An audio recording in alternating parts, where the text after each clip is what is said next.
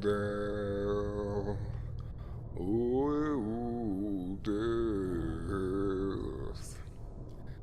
won't you spare me over another year? Well, what is this that I can't see with ice cold hands taking hold of me? For I am death, none can excel. I'll open the door to heaven or hell. Excellent. My name is Keen Decker, and I'm here to invite you to an evening not like most others. An evening where four streamers are pitted up against one another in hopes for fame and fortune. Will one streamer rise to the top and unlock fortunes like no other? Or will they all fall victim to the horrors of Marth's Dungeon?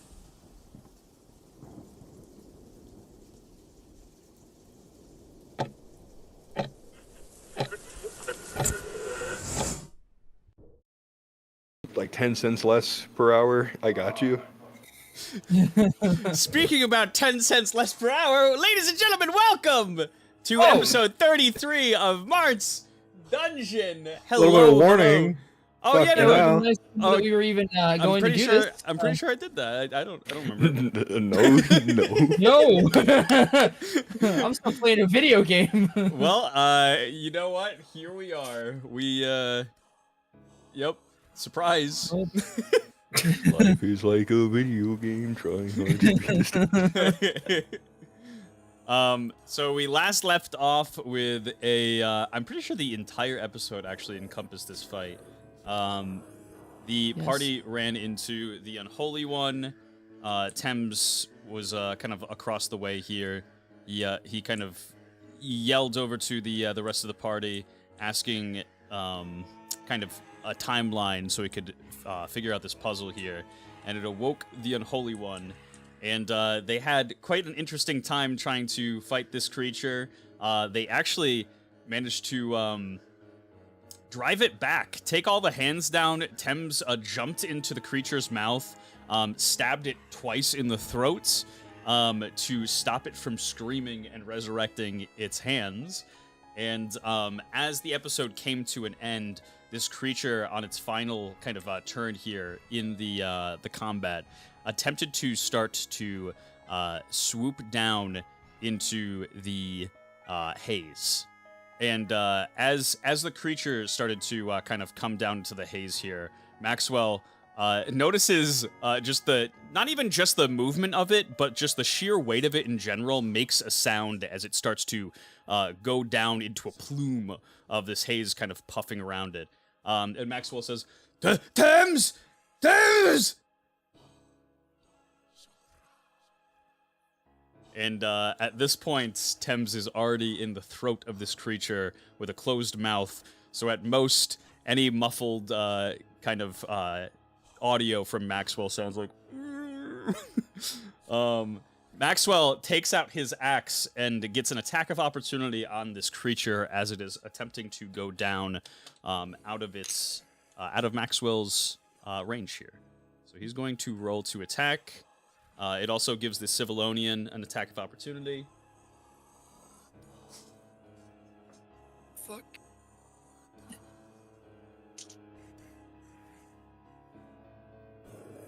I'll wait. I'll wait to hear what your result is.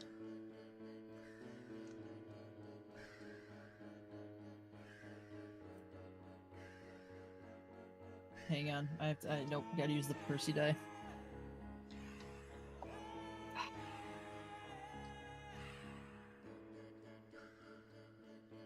Say 14 to hit. Okay, roll for damage. Now you're just rubbing it in. Shall all 7. 7 damage, 7 necrotic damage. Maxwell rolls a 3 and misses the creature, kind of thinks that he's going to be tagging it in the side here, but only hits its clothing as the creature slowly goes down into the haze and disappears.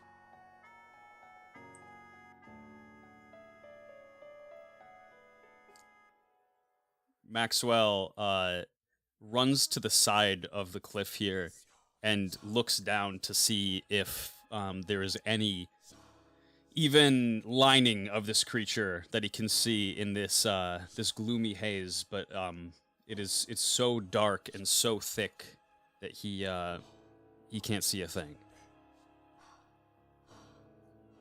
Thames, no, fuck, no, I missed it. I think I could have.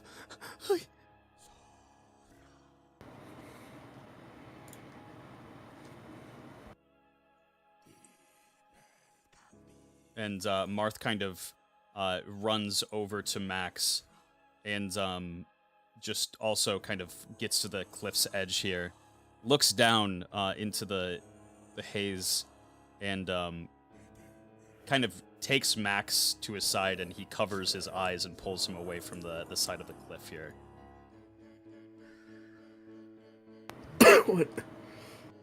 What's about Thames? Thames, he jumped in that creature's mouth. What? He jumped in the creature's mouth to block it from waking the hands back up, and he gestures to all the hands that are on the ground. He's gone.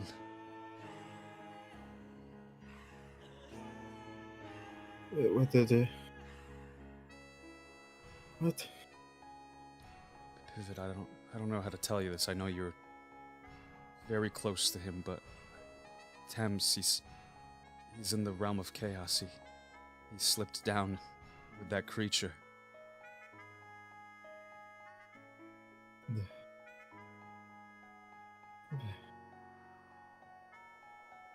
Pivot kind of like staggers to his feet and like very shakily like kind of stumbles over to the edge. And you kind of make your way over to the edge here, having to kind of get over these hands that are just kind of now flat and lifeless on the ground. Yeah, and he just, once he gets to the edge, he just kind of sits down on his knees and stares down into the pit. And go his ahead. mask completely covers his face, so you can't even see his expression. Marth kneels down and kind of puts his hands together and begins saying a prayer as Maxwell starts to weep. Look down, kind of crawls on all fours to the ledge, and just kind of sits on it, sits on his knees and staring into the abyss. Slowly looks at his right hand and watches the chains slowly seep into him, and watches his fingernails extend into claws, and then blinks and it's back to normal, and he just stares off into the pit.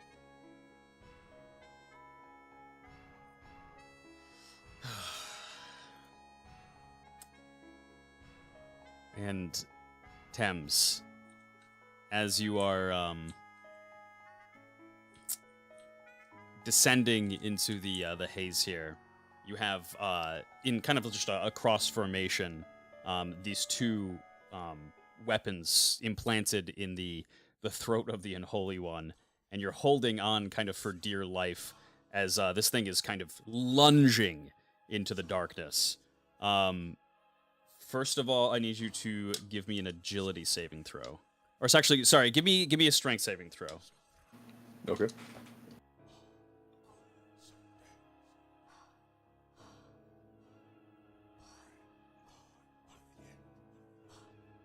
We're starting off with a hearty 18. 13 plus 5. Very good. You clutch onto the pole arm pretty heavily, and it starts to kind of drag down into the flesh as it's kind of being forced, and you're just you're going down very, very fast. But you do manage to hold on, and you kind of put all your focus in your strength that it takes you a second to realize. But finally, you hear, "Dames." For then. I am afraid this is a situation that I have not much use in, but I will try.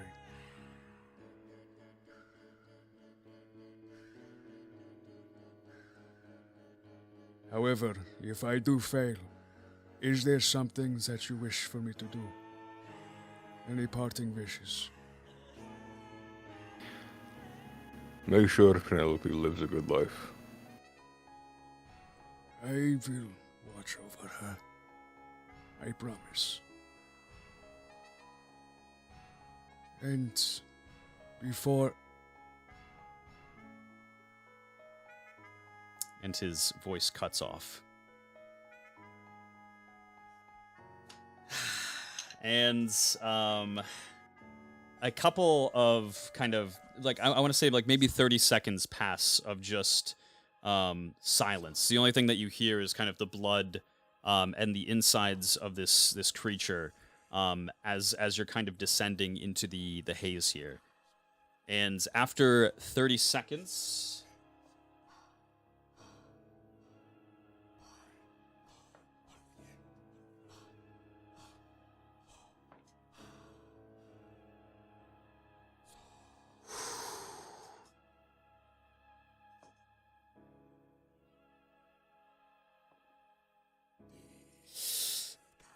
after 30 seconds, you see, at first, a small light start to appear from the entryway of the creature's mouth.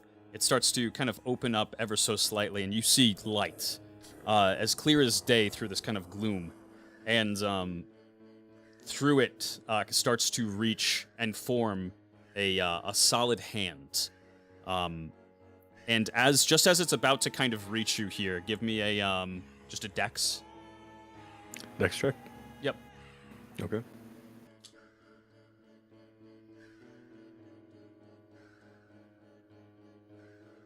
I'm going to use a Dice of the Haunted Man here. Okay.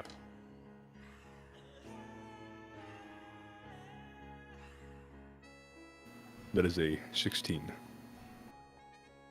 You manage to, as the hand is kind of forming, it forms into a full kind of golden, just gauntlet that reaches out to you. You grab onto the kind of gigantic finger of this gauntlet, and it starts to try to lift you. However, as it starts to pull back, entering from the mouth is a kind of plume of haze that engulfs the hand, and it slowly but surely disappears, and the finger that you hold on to dissipates entirely.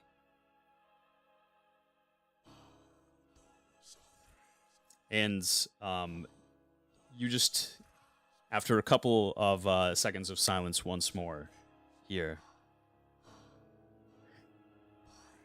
"You may own his soul, but his memories, his body, belong to me.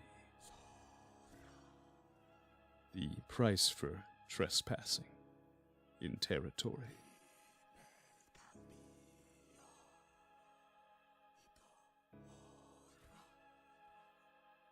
And with a huff, the light disappears and the mouth once again closes.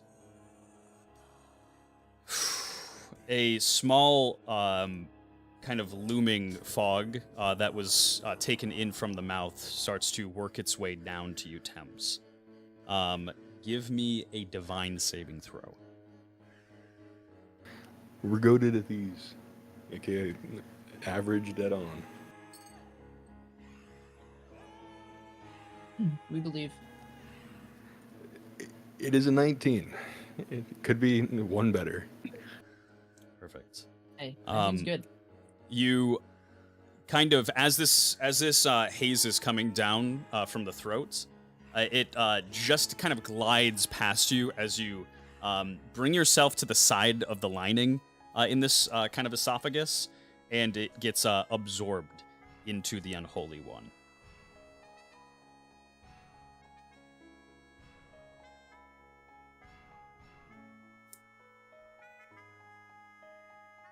And after a little bit longer of descent, you finally feel like you come to a halt. You definitely feel a kind of just slow to the ground, and it seems that you're at your destination.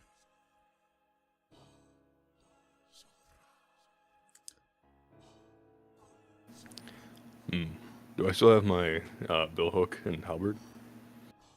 Yes, they're both. You're hanging on to them currently. They are both firmly embedded in this thing's throat. Gotcha. Do I see its like any part of the throat where like it seems like folds are moving, like how vocal cords would look? Give me a nature check. Okay.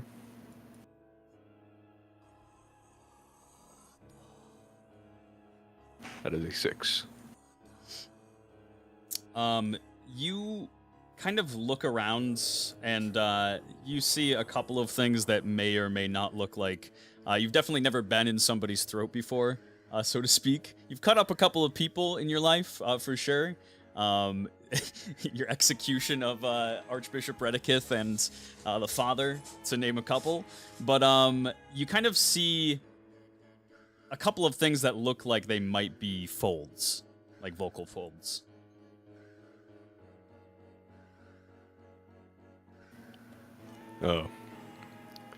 Thames will like, is it like possible to try to like reach for them without like going down the throat we go? So I was gonna say these weapons are very firmly embedded. So as long as you you've already had your one strength check there. I'm not gonna have you roll again unless something kind of happens. I would say yeah, you can kind of keep your grip on these pole arms as you kind of reach for these folds. It's not too far away. Okay. Then I'm going to take out Chaotica's Edge with less chaos this time. I don't have a different name for it though. I guess it's just Edge now. And I'm going to try to like cut out the fold. All right, give me a damage. Okay.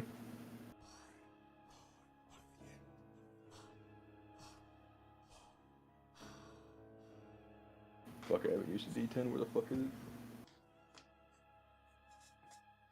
That is not a D10.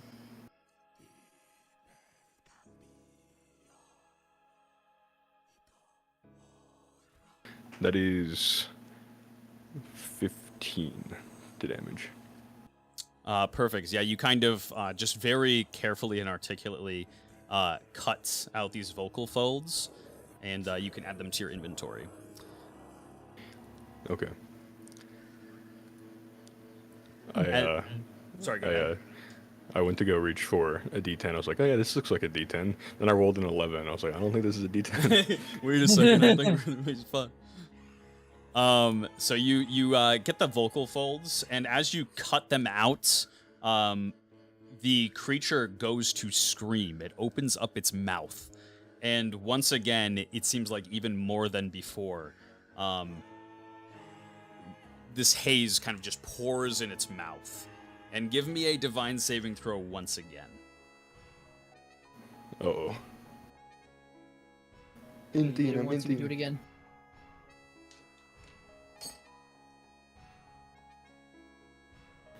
That is a 14. All right. That's still not bad. Not bad. Not for a god's realm. It's bad. It would be pretty okay everywhere else. Let's see here. You just hear a subtle laugh kind of echo and swirl throughout the interior of this creature. Just a You're sicker than I. and as you kind of start to get consumed by this haze, you take 10 chaos damage and 10 fire damage. Your body starts with a searing pain. It seems that this haze is just almost suffocating to even just breathe in. But to the skin and to the touch, it starts searing your flesh. Is it showing any sign of going away? It seems like it is slowly being sucked up through air into this creature's lungs. Okay, then I'll try to hold out. And as you kind of get to the end of this haze bypassing your body here, you feel your... the best way I can kind of describe it, I guess, is... Yeah, I mean, you feel that your soul is kind of being slowly ripped from your body. You feel very weak. And as you do, you start to kind of just close your eyes. And when you open them up,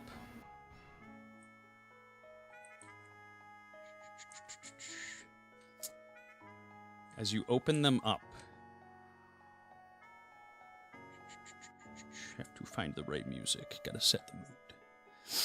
Oh, lovely. You feel like you are having a complete out of body experience. Your soul and your soul is kind of separated from your body, and you don't even see your body. It seems that you are kind of in a completely separate realm of existence in general. Very kind of confused. You look down from a very high vantage point to see Renthal in a prison cell. And as you're kind of just observing Renthal, Thames, you hear a voice.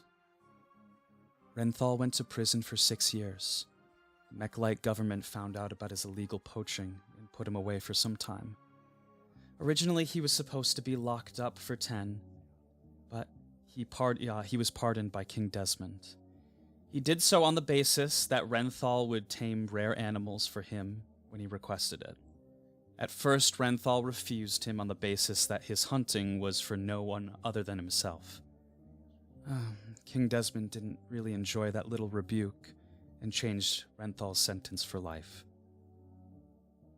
claiming that he had committed crimes against Mechlite so heinous that it couldn't even be verbalized. So, he didn't verbalize them, and no one questioned it. Go figure. Renthal folded and agreed to hunt for Desmond. When he came home, he said that he never in his life would have taken the deal if it wasn't for the fact that he'd never see me again. I impulsively apologized to him. Of course, that's not the life I wanted for him. But he just looked at me and told me it was for the better, that our union served a higher purpose than any other worldly matter. I don't know who he talked to in prison to learn that language, but I was certainly impressed. The Mechlite government despises both me and Renthal, but sadly need us. It takes one monster to know another, I suppose. King Desmond has once again made it legal to hunt Turliads, and commanded Renthal to scalp some nice Alexandrite stones for him and his chums.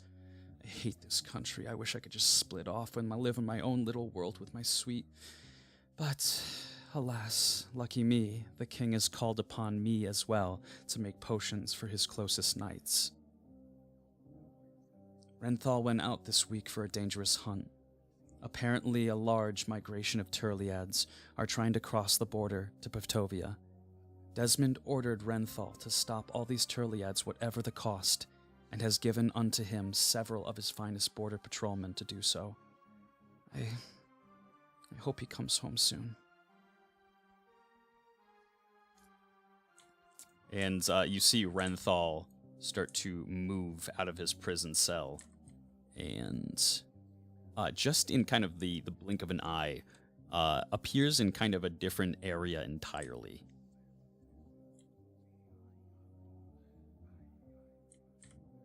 And give me a...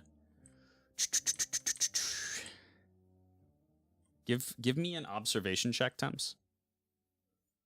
Okay.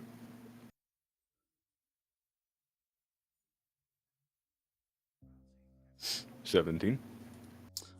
You have kind of seen these forests before. This is pretty close to the border of Mechalite and Petovia on the Mechalite side.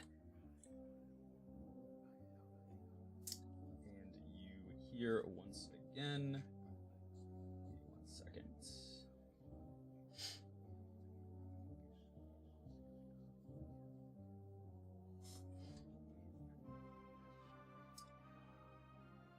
You hear once again a voice as you see kind of Renthal approach these bushes here.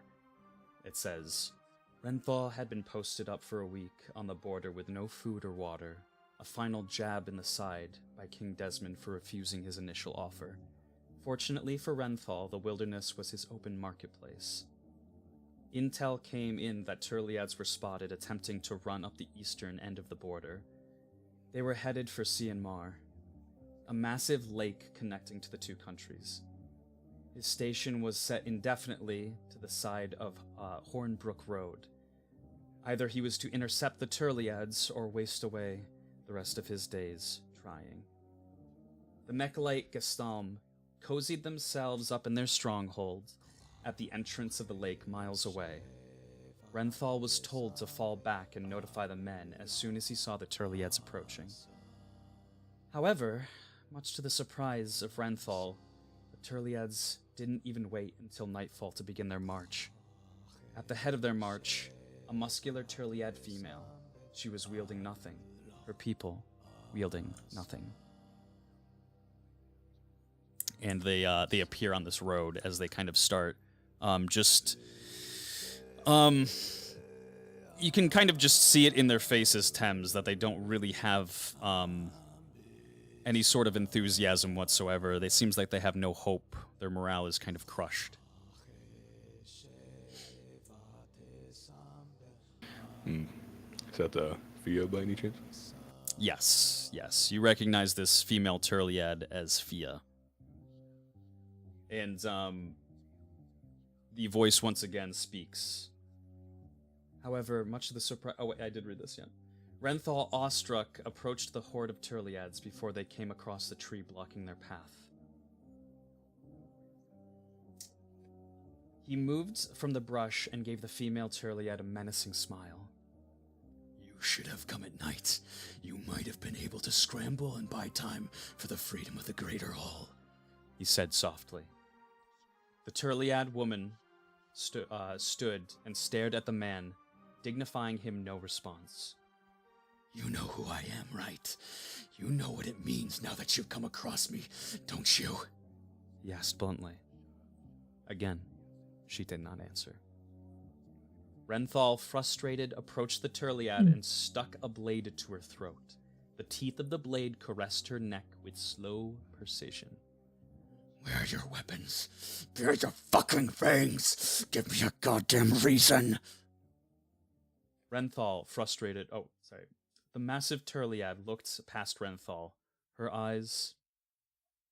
He saw a ruptured soul that had been bled all hope. History was repeating itself, as if it had thousands of years ago in the Grey Wing Empire. Was he really to be the cause? Renthal lowered his blade and placed it in a sheath. His smile disappeared and his eyes sobered from their usual bloodlust. He spoke to the crowd. The Lake of Repose is a several-day-long journey. West of it is my home in the mountains. If you leave now, you'll have a chance to go unnoticed. When you arrive, ask my wife, Solian, to show you the Starhaven caves, and never make contact with us again. Leave all your Alexandrite stones on the ground here. You rock wobblers are lucky. I don't like mechalite pigs, and I don't like to kill things that are already dead. Never show your faces around me again. The Turliads, cut from the clutches of death, painfully removed their Alexandrite and bowed their heads to the hunter before leaving in mass. Everyone, except for the female Turliad.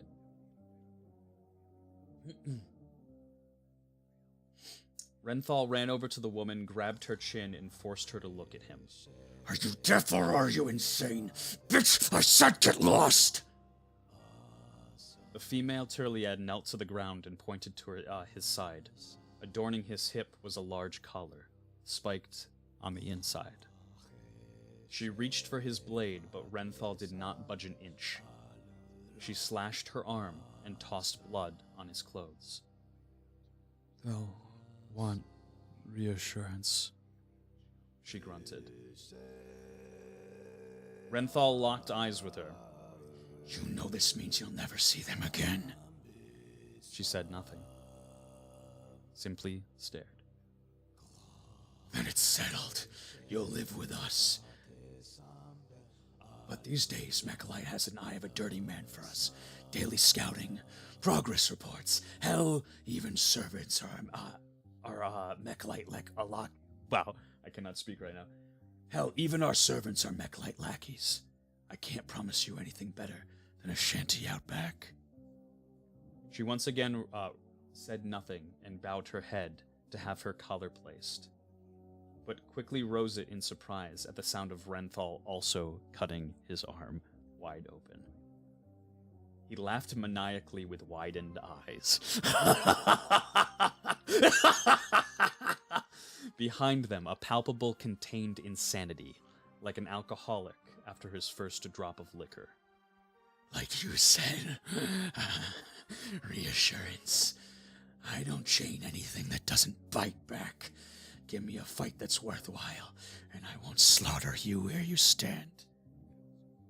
After their fight, Renthal looped the chain around the neck of the exhausted Turliad and looked down at her with a satisfied smile.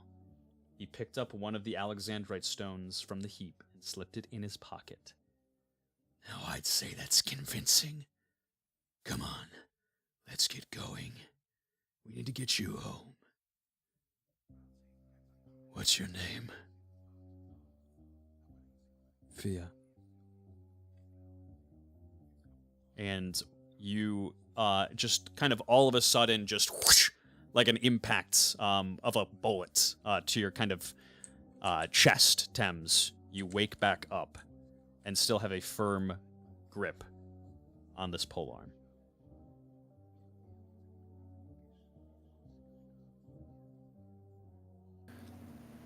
Chaos, no matter how many lies you try to feed me, I will never forgive them.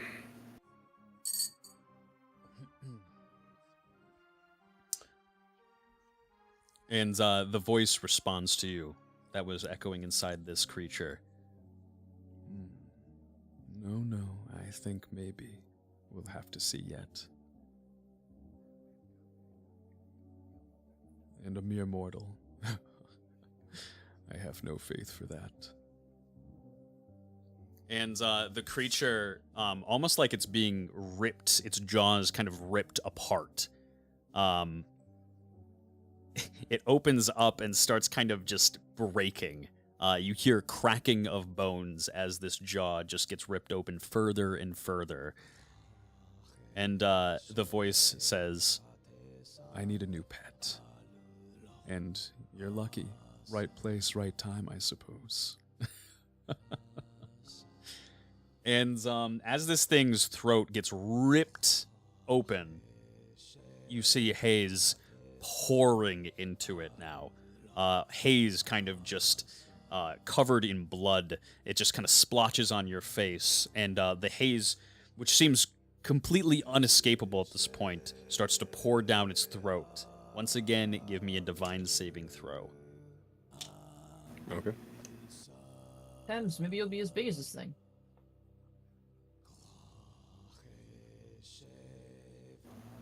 I got a motherfucking natural 20. Hey! Let's go. You try to deny this massive wave of darkness pouring down to you. However, it seems to completely encompass your body. You try to fight it off as best as you possibly can.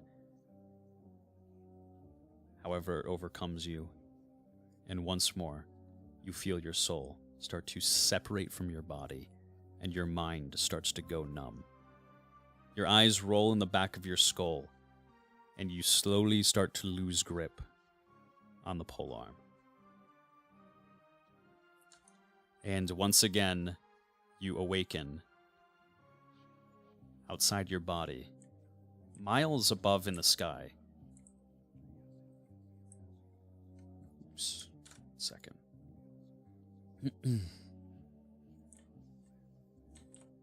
To a very familiar scene that is probably played in your head hundreds and hundreds of times over and over again and again.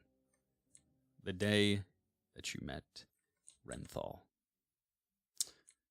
Thames, you kind of spy yourself, a younger yet still kind of grizzled version of yourself, laying down next to trash in the streets on the sidewalks. And it seems that you are kind of in and out of consciousness, your own body. And as you are just kind of laying there, Renthal, oops, you see Renthal sitting over by his cart here. He kind of just looks down the long roadway here. And once again, you hear a voice. Renthal walked down the street with a crooked smile. It took him a while to track him down, but there he was, sitting in plain sight. The one Fia spoke of for years to both Solya and himself. Thames, Renthal said under his breath, tipping his hat. He tapped on the side of the wagon and leaned against the cart. I told you not to worry. I always find my mark. And as he starts heading down very kind of inconspicuously on the road, he finds a couple of men to get by his side and starts approaching you, Thames. And as he comes to walk past you, your soul once again enters into your body. And as you kind of come to, you feel lesser than you had before. The result of which, you kind of just look down at your arm, and you notice that your arm has been completely tampered with and changed by chaos entirely. And as you kind of awaken, you start to just forget even dreaming all of these things. It seems like it wants to, you desperately kind of want to hold on to them, like very much so when you do depart from a dream. You want to remember it once you wake up. However, your truth is that you believe that Fia asked Renthal to hunt you down, that their meeting was not coincidental, and that that your meeting with Renthal was not coincidental, and that Fia being caged as a slave was an act to mentally torture you in your time at Solya Castle. And that she was in fact one of Solyet and Renthal's friends. This is your truth.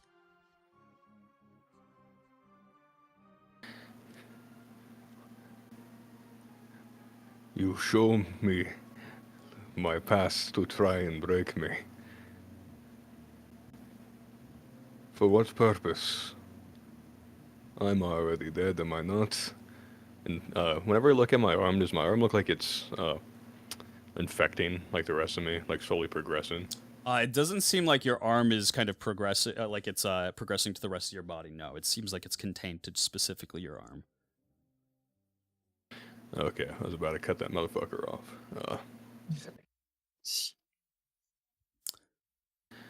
Does it look like I have any other option other than like either down the throat we go? It seems like your safest option, perhaps, where the least amount of this haze is perhaps further into the body. Okay, then I will kind of take my billhook out and then try to like rip my halberd out at the same time, and then try to like descend downwards with like the halberd's little hook thing there, kind of helping glide my way down. Mm-hmm. Okay. And the voice, as you do kind of speak to it, responds to you saying, Dead, no. A rebirth. Something that you have always wanted. I can see it in your eyes, Thames, and I can feel it in your thoughts. Deep down in your heart, you harbor guilt. A deep, dark guilt. Delicious by nature.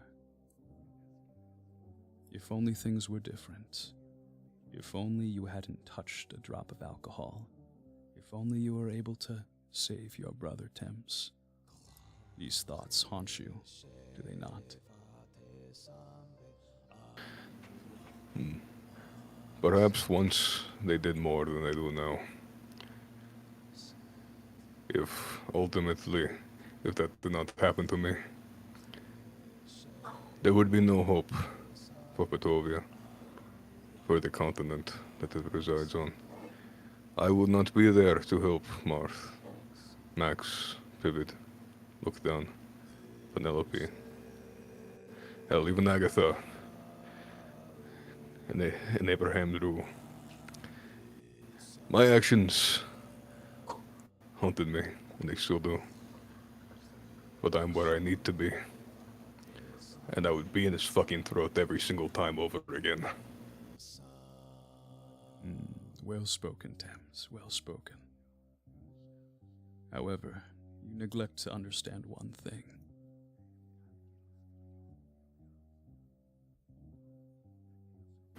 I don't care. Just as well. and the voice kind of disappears as the kind of face entirely for this creature gets ripped kind of in half, and gloom starts kind of pouring down into the throat here towards you. I'm like descending, right? Yep. You are descending into this creature's body. And as this is happening, Pivot. Yes. This haze kind of just starts to, almost like a hand, not in shape but kind of in motion, reaches out to you, and starts kind of grazing the side of your face.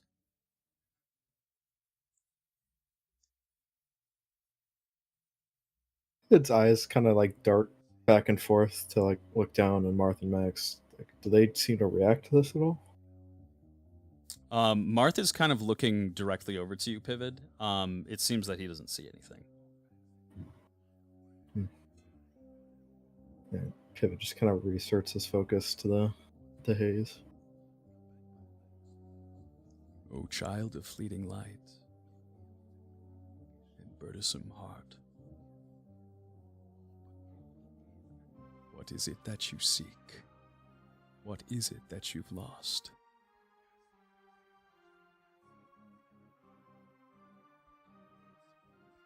I have lost my dearest friend. Due to what? Why?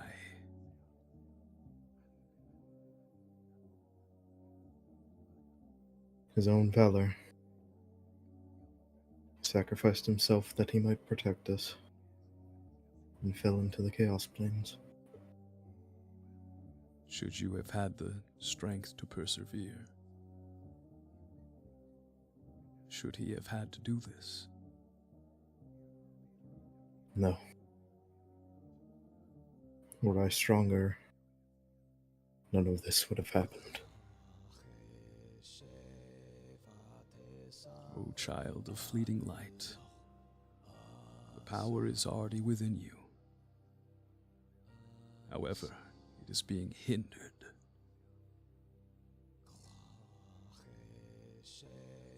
Hindered?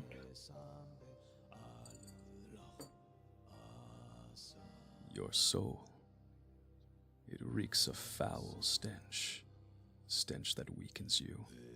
A soul not your own.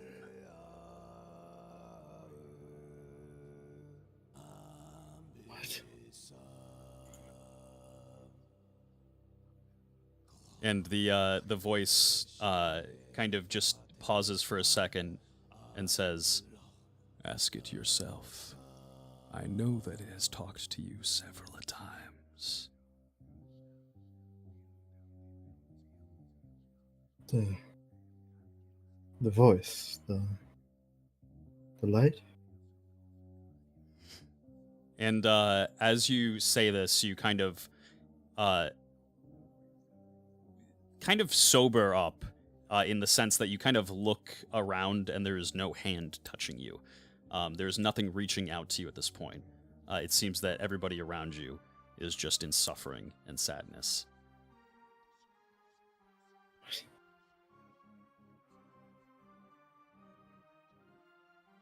And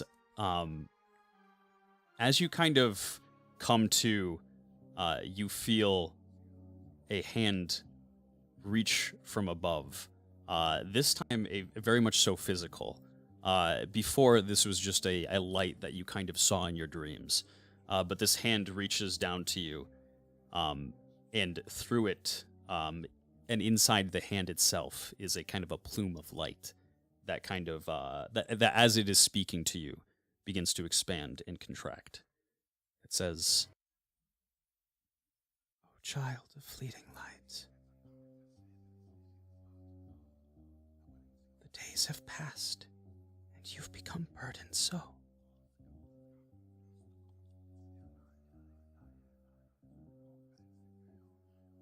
None of this makes sense. I understand, but you must trust within yourself. You must trust me.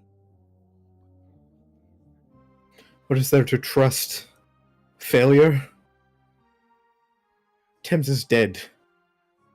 Cast into the Chaos Planes. Your friend is only dead, should you will it. You have within you the strength to save him.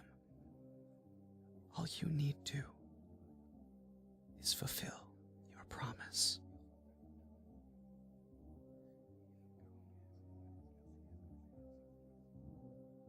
Would it not be too late then?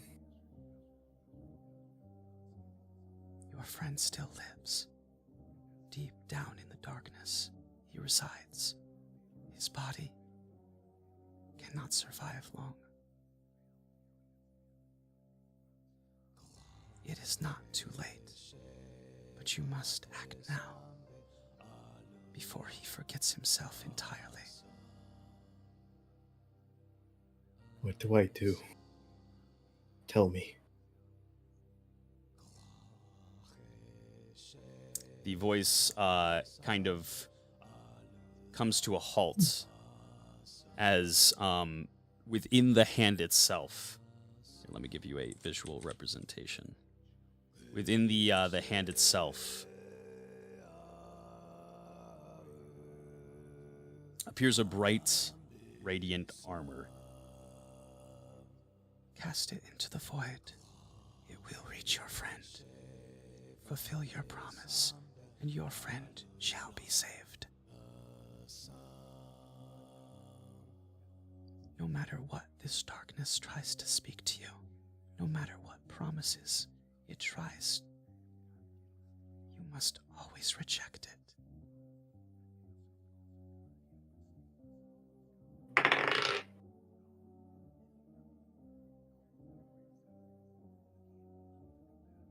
Pivot, like, shakily reaches out to the armor. And then, kind of like his kind of last burst of strength he can physically muster, he throws it down into the void.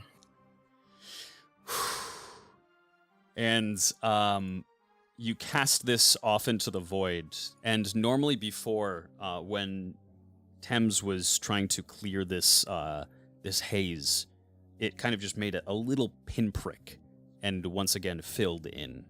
However, as you cast this armor into the haze, it descends and separates the haze entirely, now filling it with a radiant light, and it disappears. And the voice simply speaks to you. Take solace, knowing that you made the right decision, my dear child.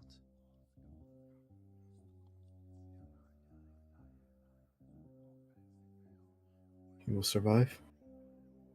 Your friend will survive. And should you need me, I'll be in your dreams. And the hand fades. And Thames, you slowly descend into this creature's stomach. You are desperately trying to escape this kind of haze going down. However, this creature is now dead, and the haze seems to be completely encompassing the body itself. It starts to once again kind of form around you, and give me one more divine saving throw. Okay.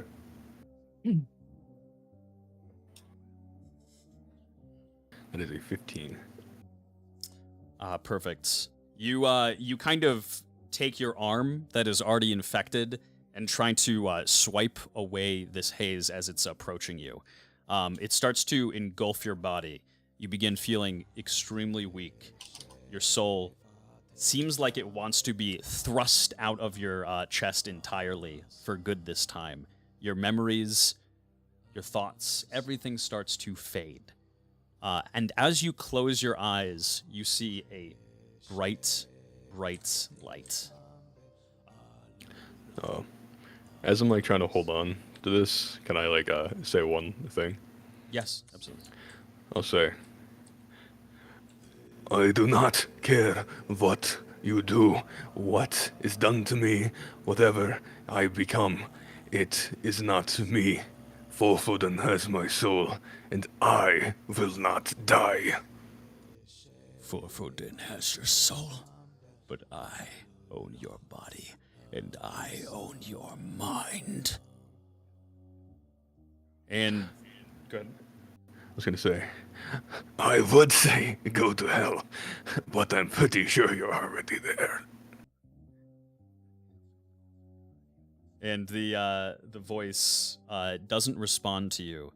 Simply lets the haze begin to tear your body, kind of limb from limb.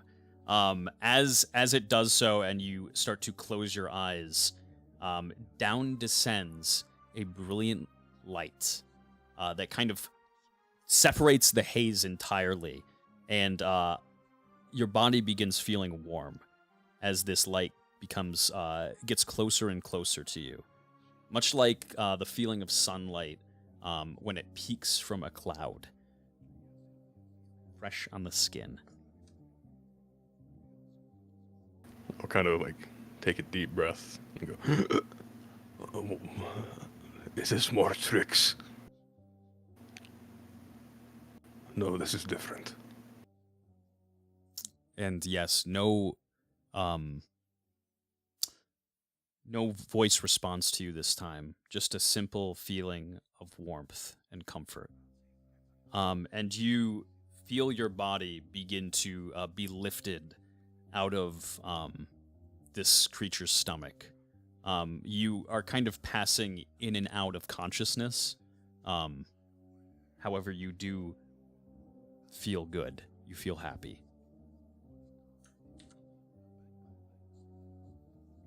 And after a couple of minutes of kind of just casting this armor into the haze pivot, up appears Thames, floating. I guess probably the term would be more so kind of levitating out from the haze as he plops down on the side of this cliff. And the armor fades from him.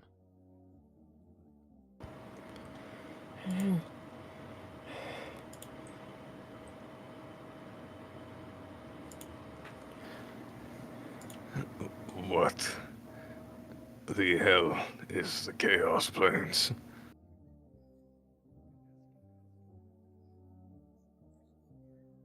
And Maxwell kind of who had been like weeping kind of very aggressively pushes Marth up to the side with quite a lot of force, and he runs over to you and says, buddy, oh my god, how the hell did you do that? You must got legs for days. I knew that training would pay off, buddy. I knew it. Leg day, never skip it. This would be more endearing if I didn't have a massive slab of flesh in between us. And Maxwell kind of just backs away. He's like, "Oh, I'm sorry. You look like shit, actually. I feel like it too.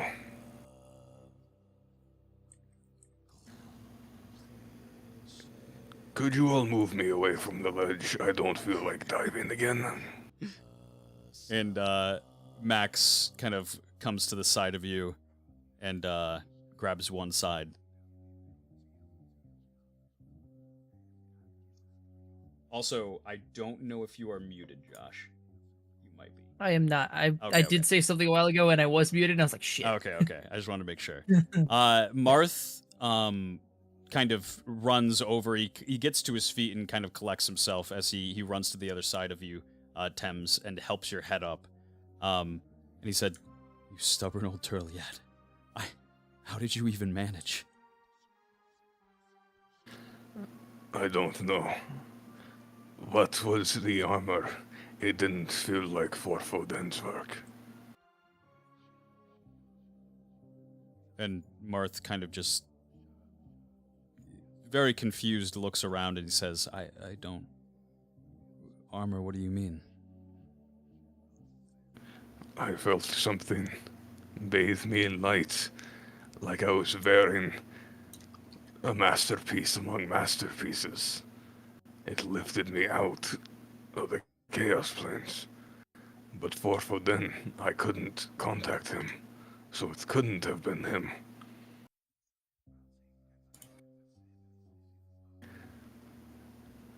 What happened? I don't know. You kind of levitated out of the haze there. It was miraculous. It was as if something was carrying you. I saw nothing. And Max just kind of like shrugs and he's like, I don't know. I thought you kind of like lifted yourself out. I'm not gonna lie. No. I felt my soul leave my body twice and almost permanently. I saw an awful rendition of my history. I watched myself from a third person. I need to sleep for a bit. And Marth kind of nods and he says, right, look down. Well, Look Down has been kind of looking down this entire time, just like into the void. He acknowledged that Thames is back, but doesn't know what to do, and then after a second looks up at Marth. We need your hand getting Thames back upstairs. Speaking of hand, is my hand still like chaosified? Oh, it very much so is. And like I said before, those dreams that you had kind of encountered, you seem like you want to immediately deny them as they seem very harsh and unrealistic to you, but you have come to accept them as truth. Oh yeah, that's what I was saying. It was my history. Mm-hmm. But yes, your arm is still really fucked up. I'll kind of look at my hand, put it down, and then just.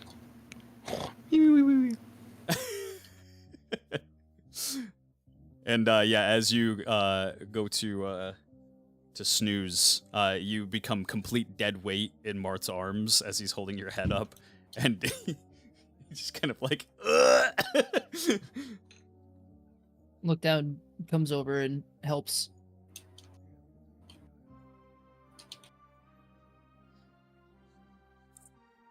And you, together with Marth and Max, kind of have enough strength to lift Thames up here. Pivot. Pivot.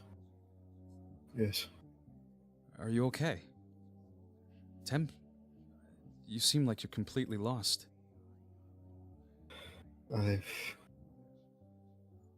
I've been given a lot to think about. Pivot is like fucking sweating bullets, by the way. Like shaking. And Marth kind of looks over to Max, and you look down, and he says, We'll take him in a second, just lay him down.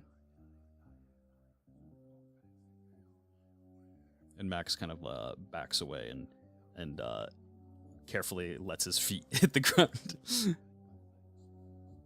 I do like the partial letdown where like I'm still holding on to him, but like sitting him up. And Marth walks over to Pivot, and what do you kind of describe what you're doing here? What you're looking like? So he's still like sat on his knees pretty much. He's got that staff, Willful Acceptance, in his left hand. He's kind of like leaning really heavily onto it. His right hand is like kind of clenched like into his thigh, and it's like shaking in there. And he's just stared like dead-eyed into the void. And like you can see sweat like dripping from his chin, and his full body is shaking. Pivot, for the past however long we've been down here, you seem to be disconnected. Are you okay?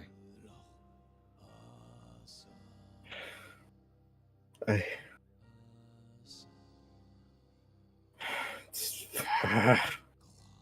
so bloody static. This energy's messing with my head. His normally like very carefully controlled like scholar tone is slipping away, and you can hear that goblin coming out. It doesn't.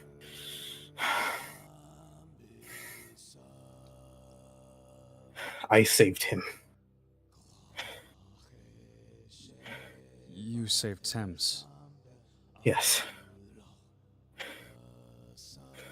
He spoke of armor. I couldn't see anything. You weren't. I don't know. I could see it. I spoke to them. Both of them.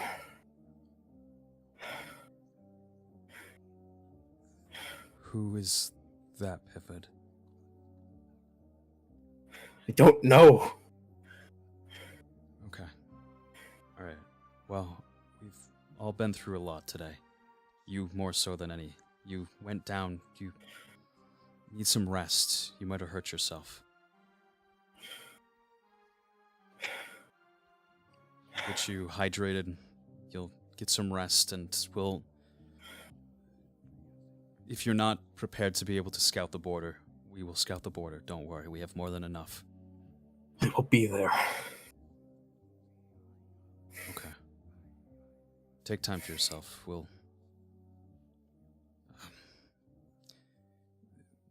meet us upstairs, okay? Yeah. And Martha grabs a hold of Thames's body and signals to Max to grab it.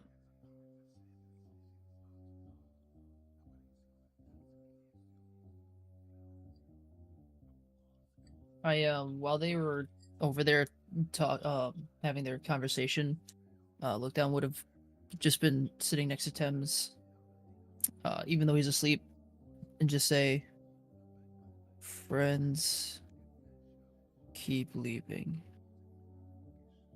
but always seem to come back.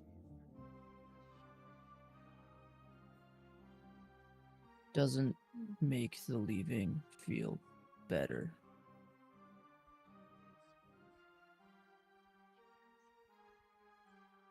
And then as Marth approaches, helps him back up. How loud are you just kind of saying that to yourself very quietly? Under my breath, but it wouldn't... If Max is standing right there, there's a pretty decent probability he hears it. It's... Lookdown isn't exactly the most secretive person, so... Mm-hmm. And Max kind of... He hears you say this.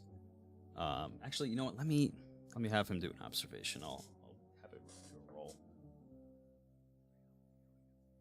Oh, Maxwell does hear this. He rolls an 18. And he kind of goes over to you here, look down, and sits down on this hand. And as he does, the hand kind of, almost in like a reflex of when something dies, just goes back down to the ground with its fingers.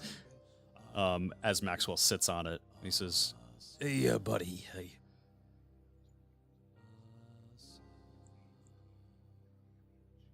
I know that I've been kind of distant. You know, if I'm gonna be honest, I was a little scared of you at first.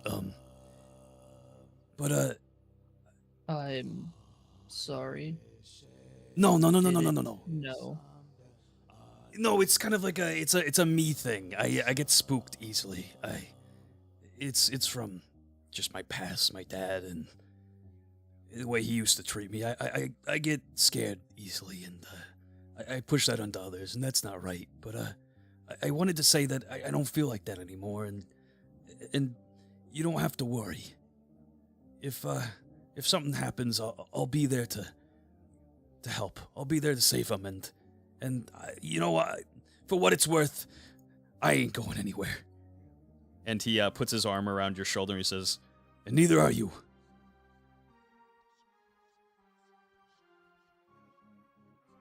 I hope not. And you have been here the whole time. "You're damn right I've been here the whole time." And he stands up, and once again, the weight of him standing up makes the hand just go back down to the ground. And he moves over to Thames's side here, and he says, "And I will be until till everything's done, at least." In Lookdown's brain, he's just like, our father's a bad thing. Our father, it seems like a lot of people have had really bad experiences with their father. These father figures. Marth makes his way back over to Thames's side here, looks at Max, who gives him like a nod, and then looks over to you, look down.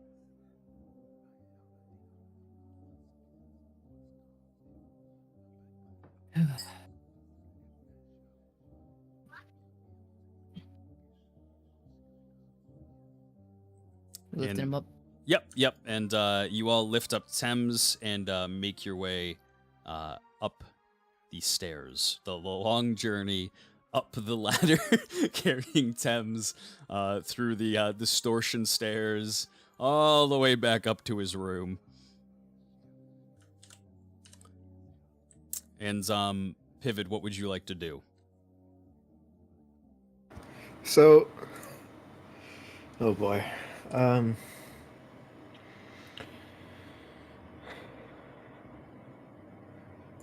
So he is like fully suppressing a panic attack, like with his every fiber of being.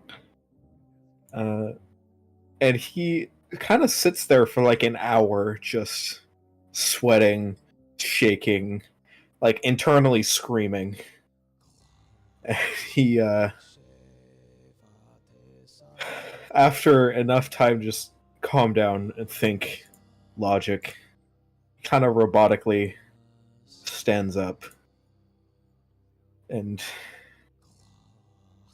I'd say, probably not actually. He'll, still very shakily, he'll be kind of wander over towards the bridge.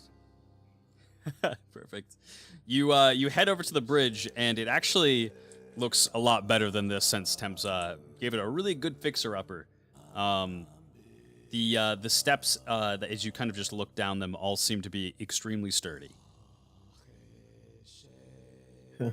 He'll still like very actively look to see if anything like just gonna try to break on him, but he'll trust in Thames' craftsmanship and cross. And as you kind of cross, you do so pretty carefully, especially in the beginning here, after seeing all the bad things that have gone wrong with this haze. And yeah, you kind of make your way to the end of the bridge. You go under this kind of large, almost flesh-like overpass and go kind of right in between. And down below here is a river of blood.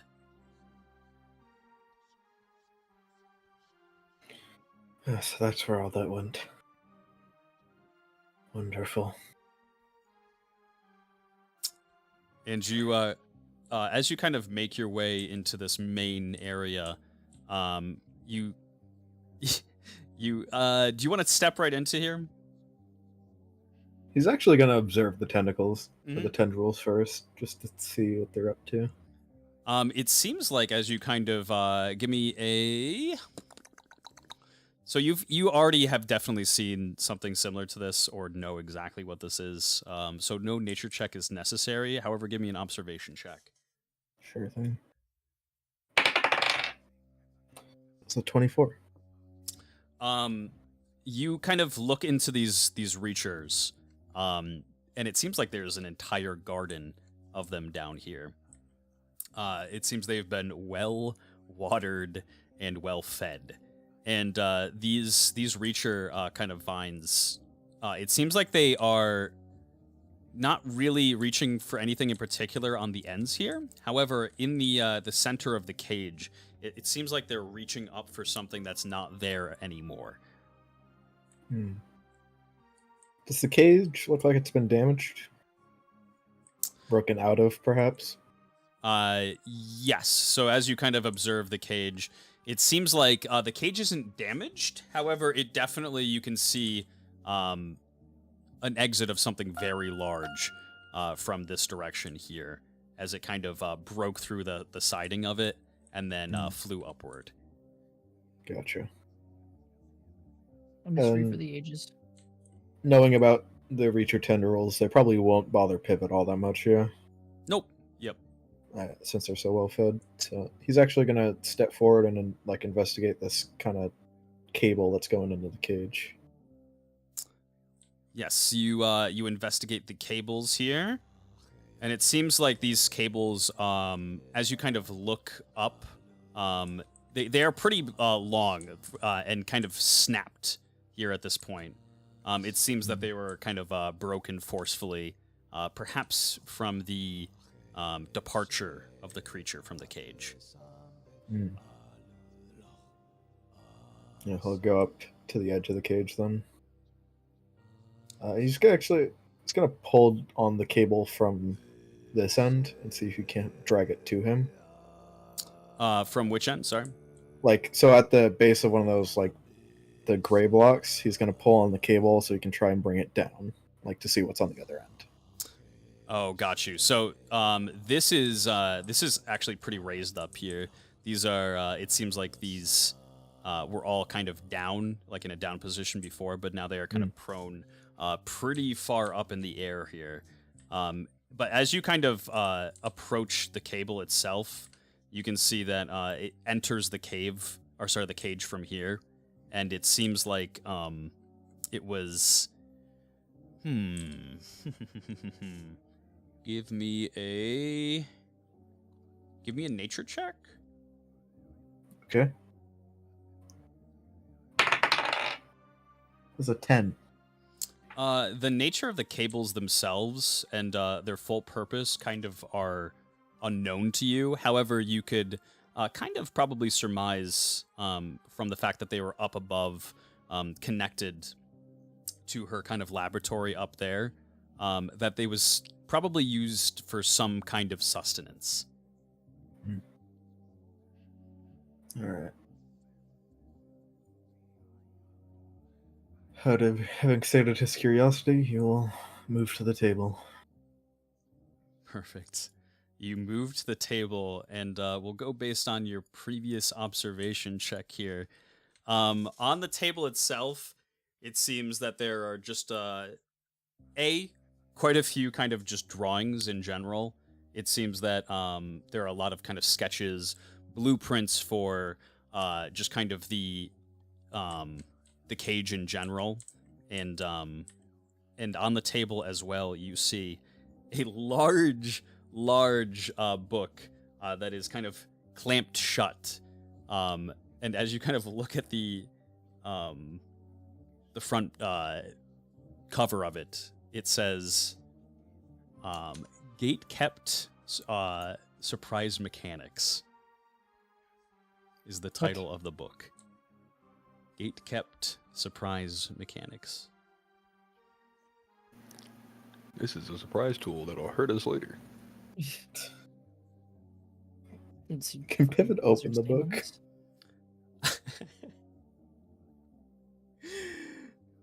You go to open up the book, and it seems like it's kind of tightly shut, and you just hear like a small little.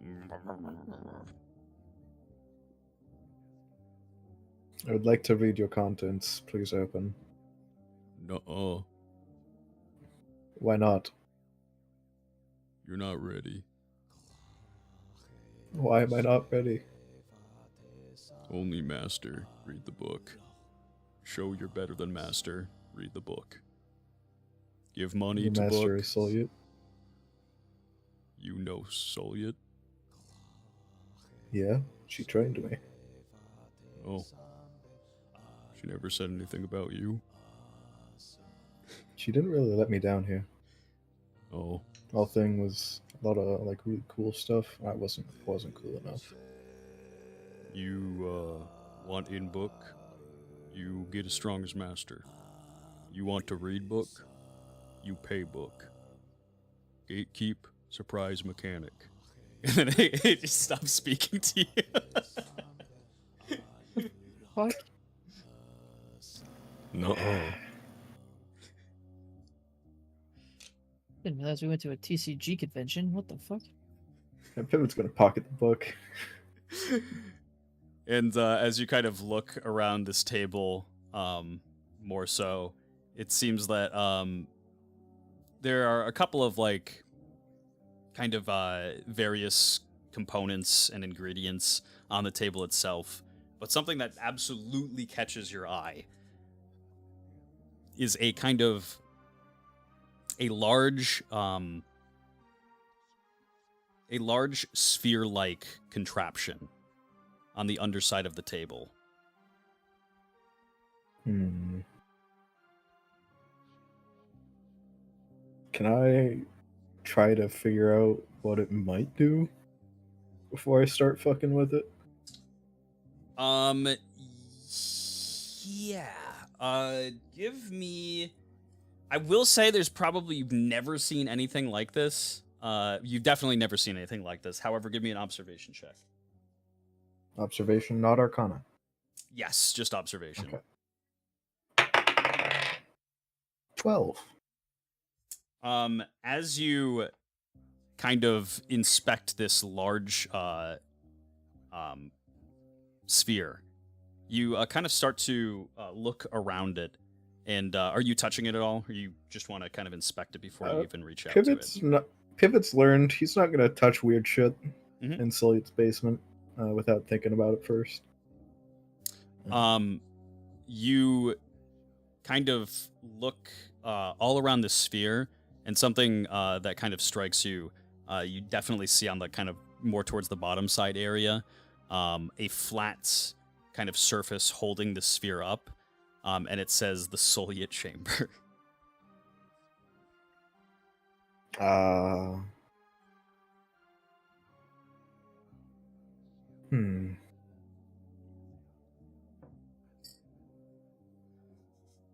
Is there a way I could disconnect the sphere without touching it? Like disconnect it from the table? It's just kind of sitting at the underside of the table. It's just connected to a at the very bottom, like a base that's holding it up. All right. Yeah, so he'll take the base and put it on top of the table. Perfect. Yeah, you go to grab the base and just move it up towards the top of the table. And as you grab the base itself, the sphere opens up slowly and releases kind of air pressure. You just hear a and as it opens up, almost kind of similar to what you could probably say the cage here, the folds of this sphere come up, and inside you kind of spot something that you never even imagined, or probably even definitely not seen, but maybe not even imagined before. Just a very clear kind of heavy aura on the inside of this sphere. And on the inside of it itself, you see an olivinium stone, kind of shaking, but it is being suspended in place in the middle of the sphere.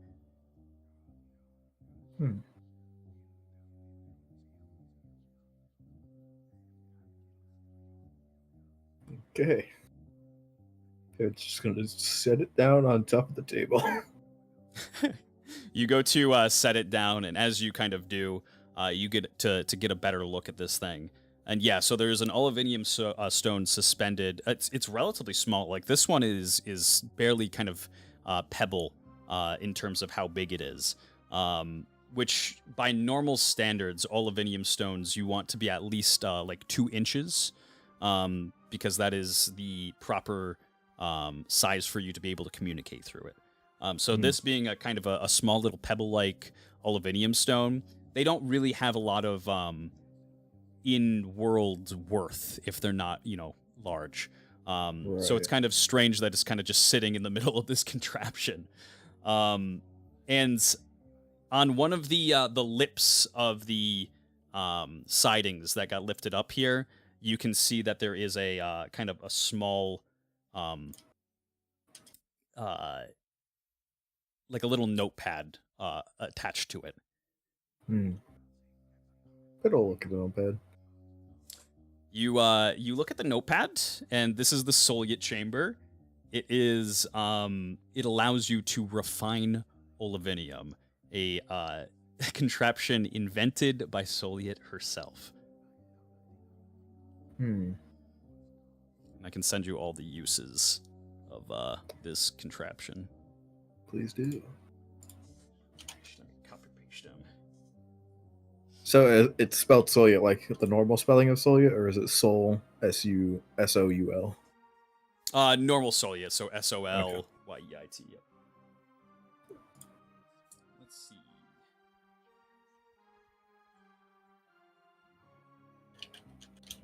Oh, I have the DCs as well.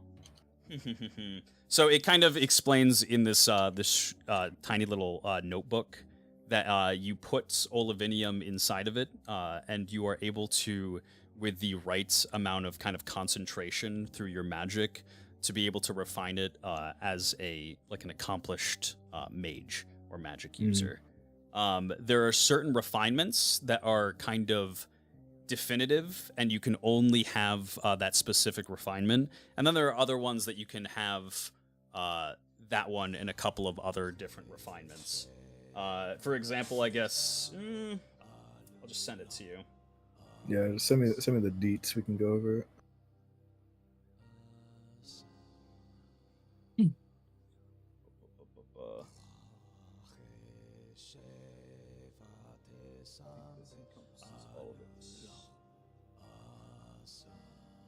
Send it to Barathia. I have to find Barathia. Thank you, Maxwell, for singing. I'm glad you're gonna open the DMs to see that fucking meme again. Send longer messages with Nitro. No. Get fucked. Get fucked. How long is the message? What the fuck? It's very long. Yeah, there's a lot of different things you can do with this. Gotcha. Oh shit. Yeah, it's a very nice find.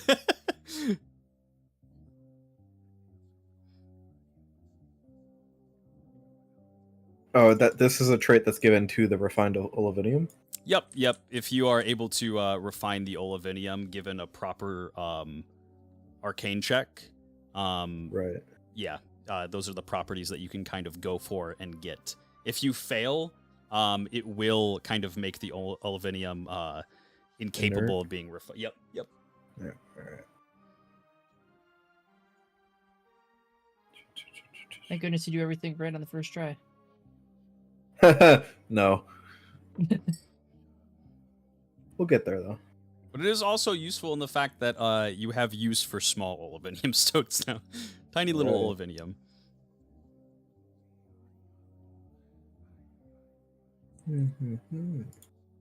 What was the name of the book again? The book of gate. I'd have to check again. It's like What? gate kept surprise mechanics, I believe is what it's called. Kept surprise mechanics. What the fuck? Oh, it's going down in my notes as bitch ass book that won't let me read. As it should. Not the master. Not as good as the master. Can't read. No. Alright.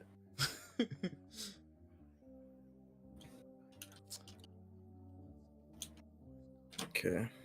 And the other stuff that's on this table. Yeah, so you kind of look across the rest of the table. There is one, I'll have you mark it down, one covetous clay. And that seems to be kind of all the usable materials that are on this table. The rest of it kind of just seems like it's been dried up or used already, important pieces of it. Yeah. Important materials that are once upon a time important materials that were used and discarded. Yep. Okay. But you do have an entire ocean ecosystem of creature vines, don't you? Yeah. Oh. Yeah. And so that's the end of this table. There's more up top, yeah. Yep, you kind of head up top here. And give me observation. Sure. That is a 21. It seems like most of these are kind of just various small kind of town events that happened in Soliet's adventures. It seems she's just kind of held on to a lot of them and brought them down to her lab here. But there is kind of one in particular that you spot out that has a picture of something that was very similar to you that you just fought, the Unholy One.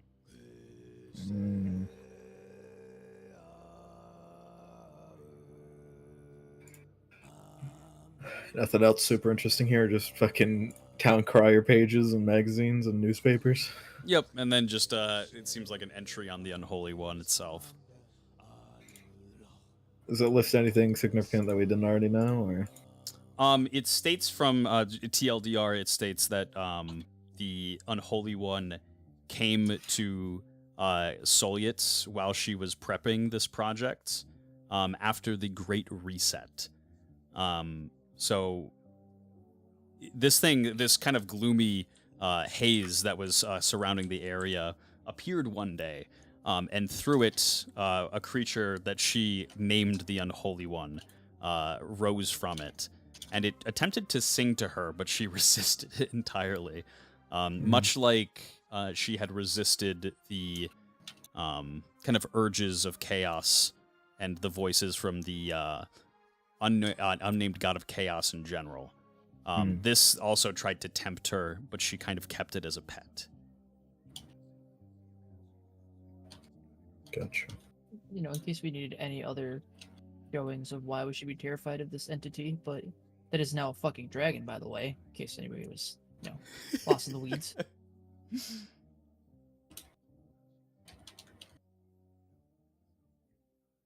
Alright. There's nothing more here. Pivot's gonna head back across the bridge. Perfect. Back across bridge. And, ye old Civilonian. He would have came back in my eye as I walked by. Yo. It's like a walk up, it's like fucking Mexican standoff, 2 health pivot versus Civilonian champion. Walks across. Hey, what up, pimp? One of these is still at full HP. Oh no.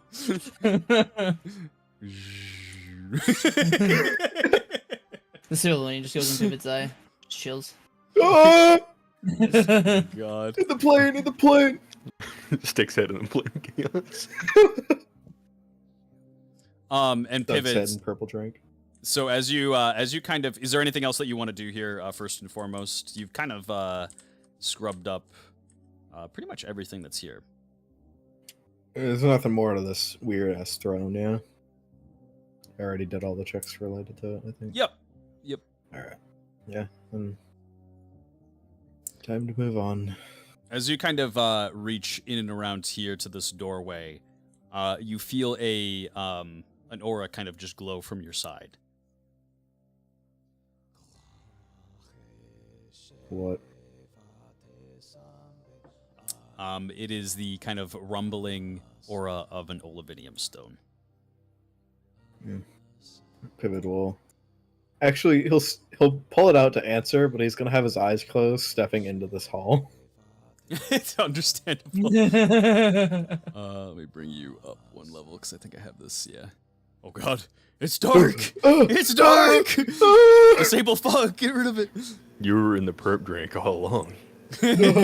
Damn. Yeah, once he's in the hall and he shut the door behind him, he does open his eyes, kind of just staring at the wall, though. And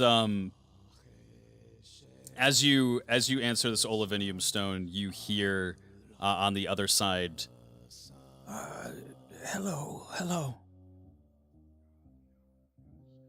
Oh, yes. You are Vinit Ping, yes? Yes, I was hoping that I could speak to Lord Sealmans. It is a matter of grave importance. Of course. Give me a few moments. I am currently in the basement of our building. I'm afraid you will have to relay this information quickly to him. Of course. I will speak quickly now.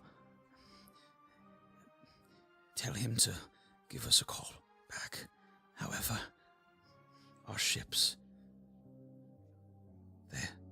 they were waiting for us. What? We came to assault at the bay. Something that should have been easy, seamless. How could they have known? They were waiting for us. 300 men dead. I pray. No, I will save that for later. Yes. This is a grave security concern. I will relay this. I will relay this immediately to Lord Silment. Thank you. We will call you back when we are able. And he hangs up. And Pivot, to the best of his completely exhausted ability, is trying to run. Just a little like the hobble run, like. And you make your way back upstairs here. Map, open map. Let's see. Moving castle.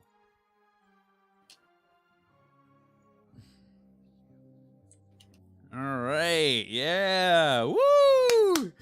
Let's go, guys! You made it back upstairs. Let's go! We're all still alive. We get rid of this And one. in the correct dimension.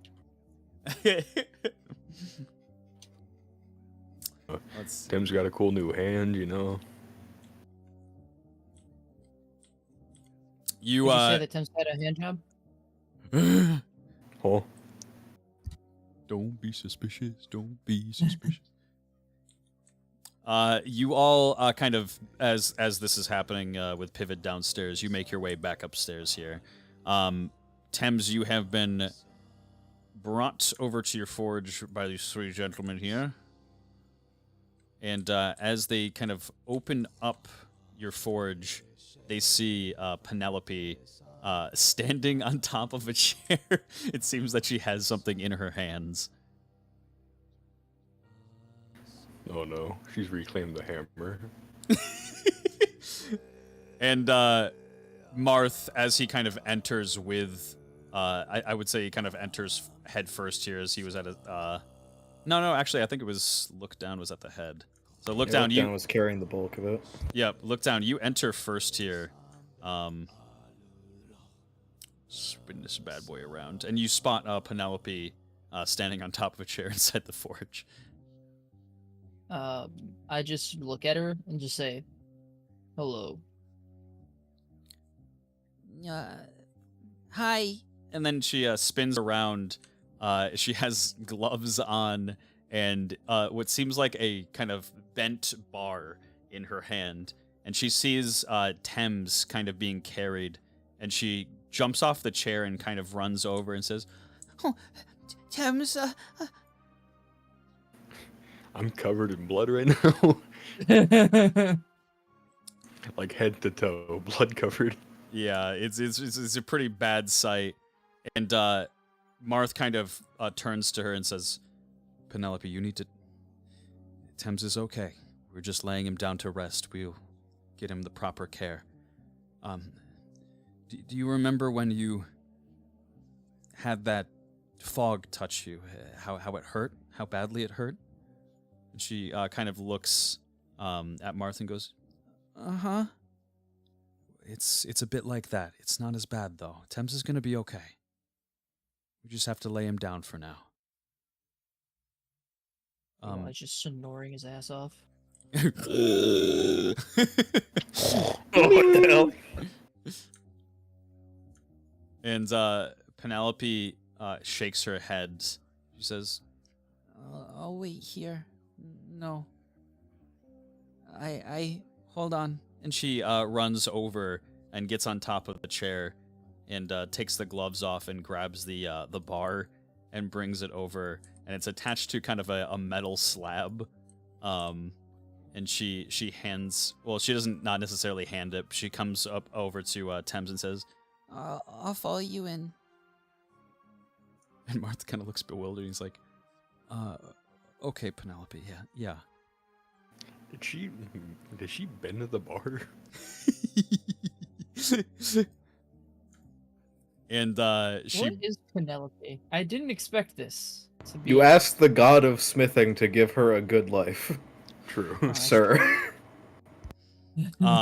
they place you on the your bed here, and Penelope makes her way over and places it seems to be like an adhesive kind of handle, and she sticks it to the ground, and Marth looks at her and says, What's that for, Penelope?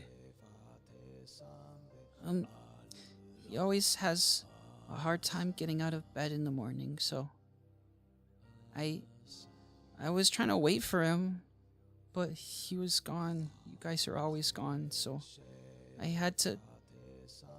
I had a bad feeling. Look down. Feels like a monster right now.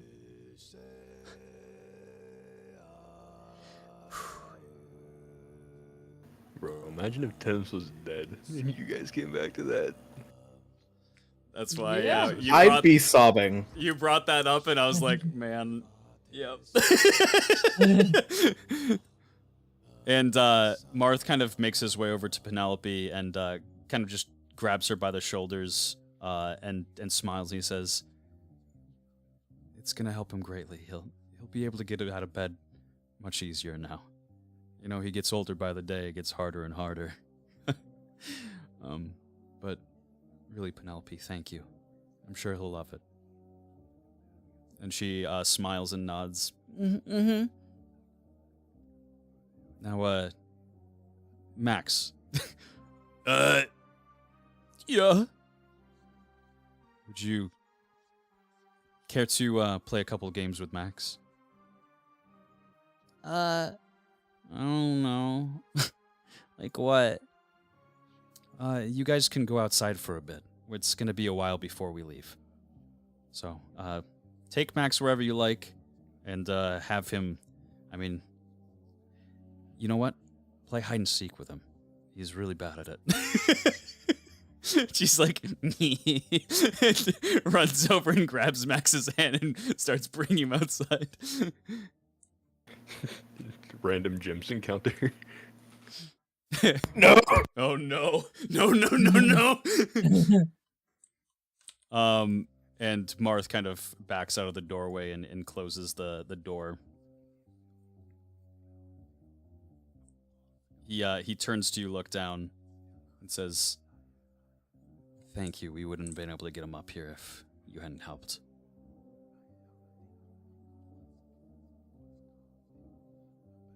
Look down, just is doing the staring off, lost in thought thing, which luckily for him is, doesn't have many, so.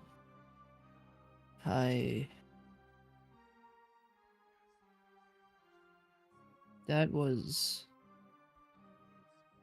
Bad? yes. And Marth kind of makes his way to the doorway here and makes his way to the forge where there's more space. And he looks over to you and says, "It's, well, what just happened is nothing short of a miracle. Nobody has gone into the realm of chaos and, as a mortal, come back. We must have someone looking out for us." You said a lot of words I don't know. Well, what was the first one that you didn't understand? He kind of just like puts his hand up to his face. Miracle. Miracle. It's when something incredible happens, something amazing. Normally if I and he kind of like looks around and he Like goes over to like freedom. yeah, much like freedom in a sense. After years. Yes. The fact that we're all still around, the fact that you're free, the fact that I'm awake, the fact that we're all still alive is nothing short of a miracle. I think I understand. As far as the realm of chaos, it is a place entirely separate from our own. We've never been there. No one goes there other than dark, hideous, and evil creatures. Creatures that you, well, couldn't even imagine to be real. Strong, fierce. They work on impulse. They do whatever they please. But the difference being, they have no care in the world for anything, anyone other than themselves. That is the realm of chaos. That creature that we fought, the large creature with the hands, that is a slave of the chaos realm. Just to give you an understanding of how terrible things are down there.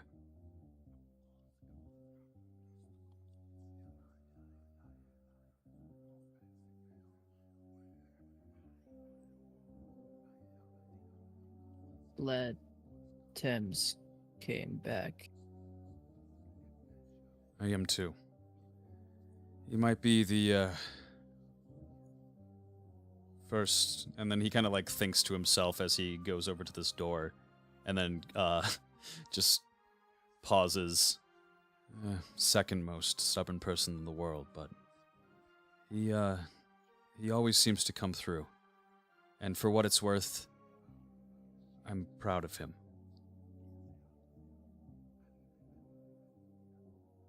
He saved Pivot's life. Saved all our lives.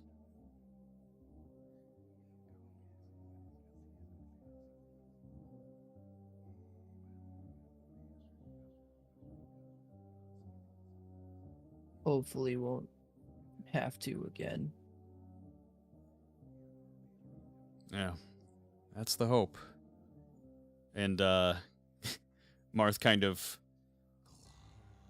sits down on the anvil here and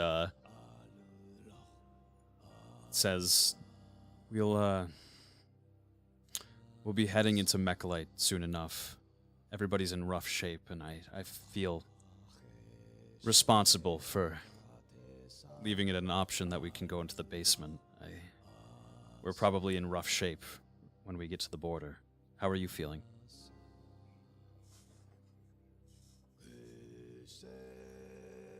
I don't know. I have a lot of feelings.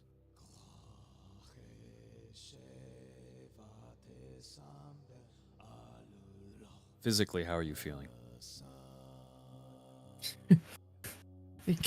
Chaos energy just pouring off of him. Holes where he's, probably clawed by the fingers. A bunch of tiny little holes in his mouth where he got stitched up. The worst of the external damage was healed. Fair. Chilling at a 29. Was brought down to a 12. On like Fine. a scale of 1 to 72, I'm feeling about a 29 right now. And Marth kind of just like lifts his hand up to his face and rubs it down, and he says, on second thought, look down. Go lay down for a bit. Get some rest. I look down.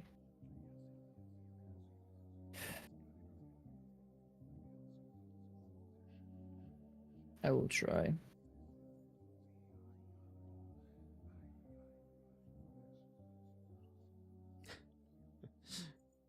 and Marth goes to stand up and hears a couple of people enter into the castle here. First of which is Mr. Abraham Drew, and he is accompanied by Agatha and none other than Gems. Oh, why didn't he die out there? God damn it. And it seems that they have a couple of kind of sacks of chance. things, but they close the they make their way up the steps and kind of close the door behind them, making kind of a big thud. And Marth says,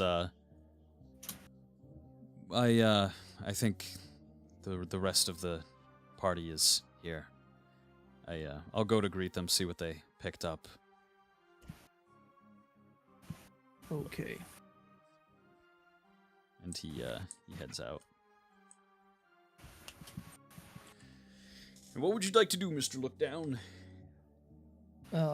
Look down. We'll pull the armor off. What's left of it, the scraps of it, and place it next to the. Still in the door frame. Mhm. He'll place it on the. He'll place it on the to the right of the door, or I guess the north side of the door. And then look at the door, at Thames's door, and say, I might have been put through a lot in my years in that cell. But the physical pain, I got used to. This new pain, I am not. And then I'll leave. No! Bro, you can't just drop that bomb and walk. No! What the hell? No! Jeez. Specifically, Look Down goes to Pivot's room. And when Pivot isn't there, because he's gone for a really long time, he sits outside of the Pivot's door. And after a couple minutes, he actually just passes out.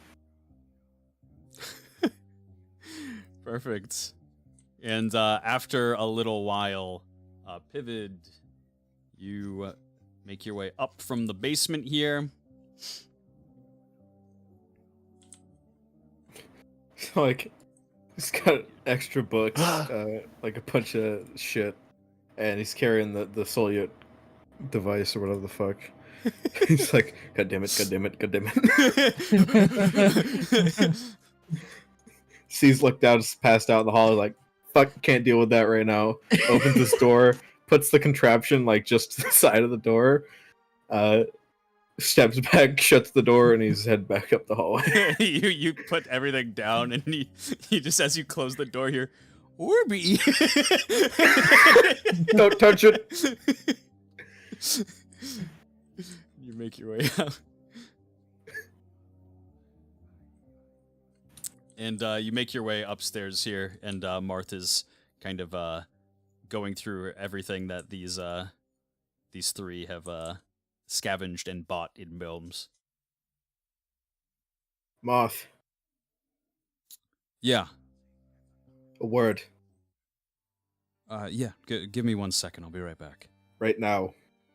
And he hears right now, and he gets that look on his face and runs over to you.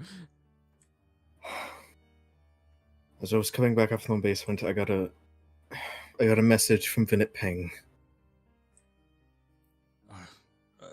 How? Oh, shit. I wish I was there. How did everything go? Mechalite Navy was waiting for them. They And- knew. Marth kind of cocks his head to the side, and He says they knew. There's no way they could have fucking known. The only way I could conceivably think of it is there's an information leak somewhere, either with Vinit Peng or the other Regal, or here, God forbid.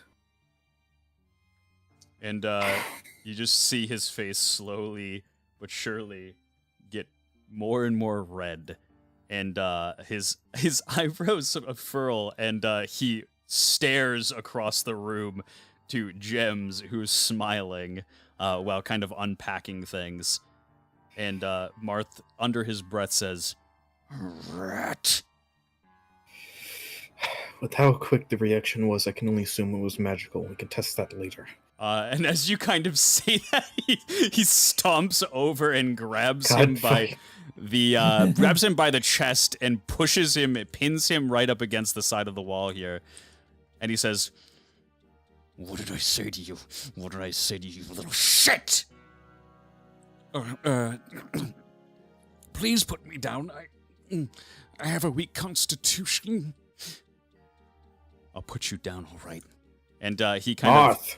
goes over to the staircase here. Piven's like fucking hobbling over. Yeah, you're kind of like hobbling over here, and Marth kind of just has him by the shirt, and he says, "I'll drop you. So help me God, I will drop you down this flight of stairs, and should that not cripple a couple of your bones, I will make sure they will on the way down." I don't... What did I even do? Don't be coy with me. And you make your way over. Marth, Yeah.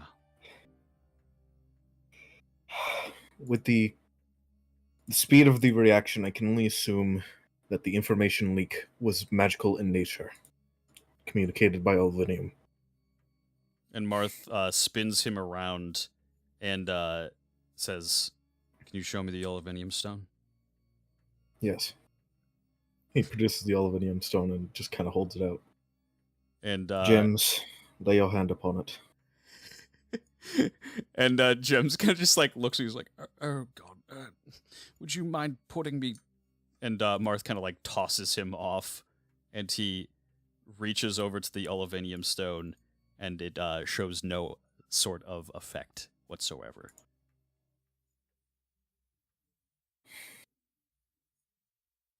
I think it's reasonable to assume that Gems was not responsible for this. No, of course not. I was perusing the town with this lovely... Agatha. Yes, Lightbearer. And he's actually... Yeah. Did Gems get in contact with any other individuals while within Bilms? Or at least the area? If you consider Speak to anyone. rats, then yes, but And she thinks, no. Rats? I could use those. Alright. Then yes, it was likely not Gems. and Gems kind of backs away and says, Of course not. Trust me, I hate those Mechalite bastards as much as you do. and Marth just kind of looks him in the eye, and he's like, "Try me."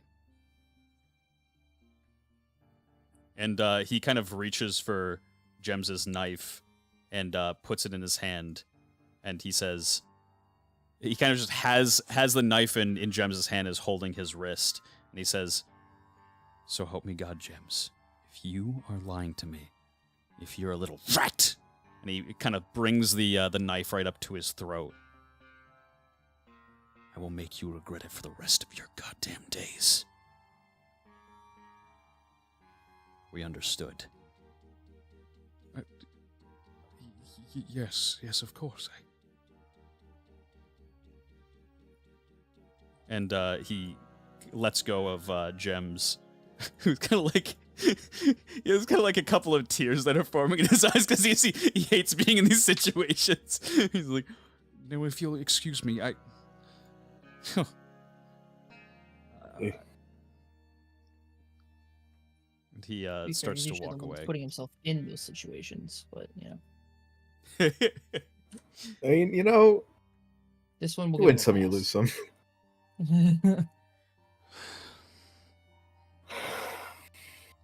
Do we have any idea who, other than Gems, you're right, he probably hadn't, who might have been able to do this? Within our walls, Damn it, Drew. Knew I shouldn't have trusted you. I honestly, within our walls, I find it very unlikely. We know everyone here. Everyone's fairly trustworthy.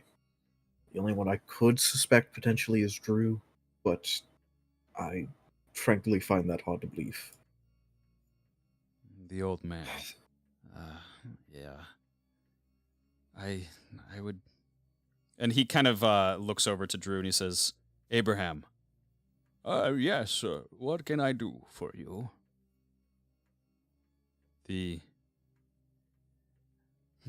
How do you feel about your country? Oh, it's Trell. I love Trell. I raised a family there. I, for the rest of my days, wish to live there. Well, why do you ask? No reason. I suppose that's all I needed to know. We'll have you back in Trell as soon as we can. Yes. Young one. And he kind of heads over to you, Pivot. Yes. I picked this up for you along the way. Oh. While I was in Bilms. And he hands you an arcane serum, and he also hands you an old, kind of dusty book. Let's see. Oh, so I think if Drew is actually attempting to meet Pivot's eyes, Pivot would actually meet his gaze, just because he's not focusing on avoiding it. So got so much more to think about. And he meets your gaze and freezes. Doesn't say anything, just kind of stares at you.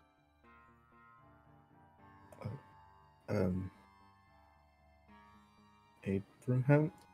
And then Pivot realizes, quickly turns his gaze away. He just kind of takes the serum and the book from his hands. Oh, yes. I thought that you could use these. I appreciate you. And they will definitely come in handy. Yes, of course. I will be making my way back over to my room. Get a couple of hours before we head out, yes?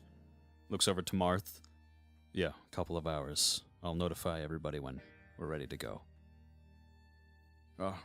Quite good. And he heads out. And Agatha kind of just finishes up kind of taking everything out that she scavenged while out in the fields in Bilms. And kind of just lays it out on the ground and bows and says, If you'll excuse me, Lightbearer. Of course. Thank you for your hard work today. Yes. and she kind of sadly walks away. Mood. Yes. Everybody's fucked. If they somehow knew, which it seems like they did, well, you know what? No speculation. Let's call him.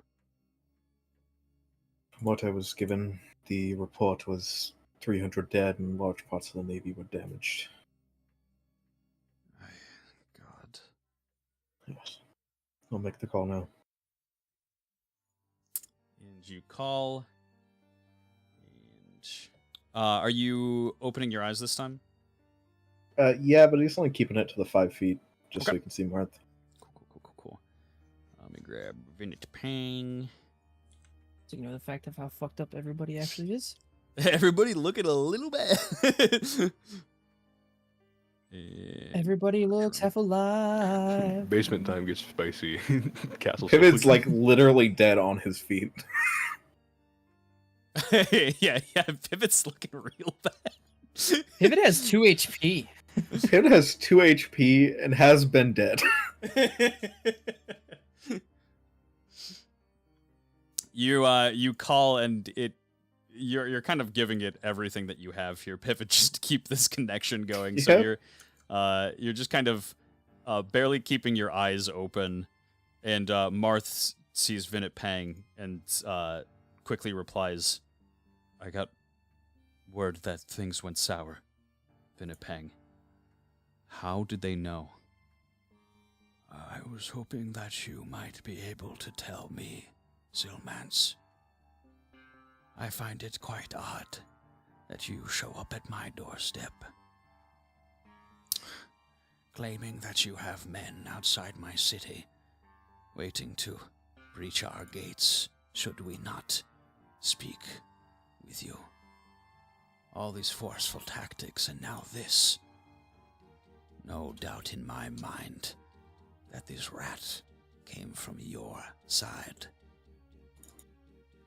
There is no other way that they would be able to know.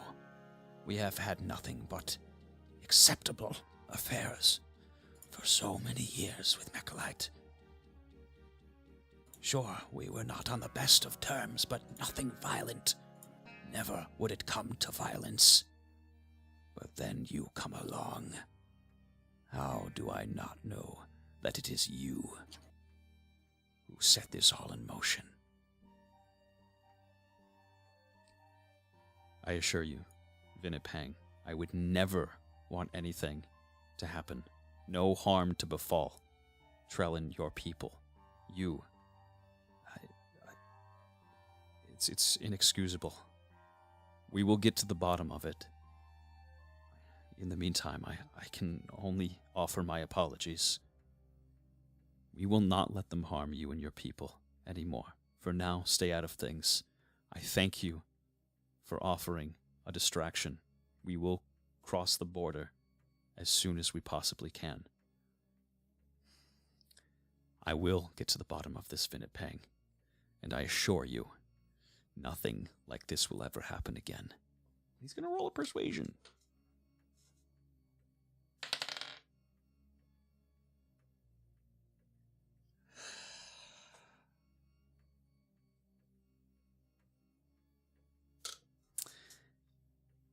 And Vinnipang, kind of, without even letting him finish the sentence, cuts off the call entirely. And well, Marth turns to the door and begins beating it with his fists. I think Bertram's the rat.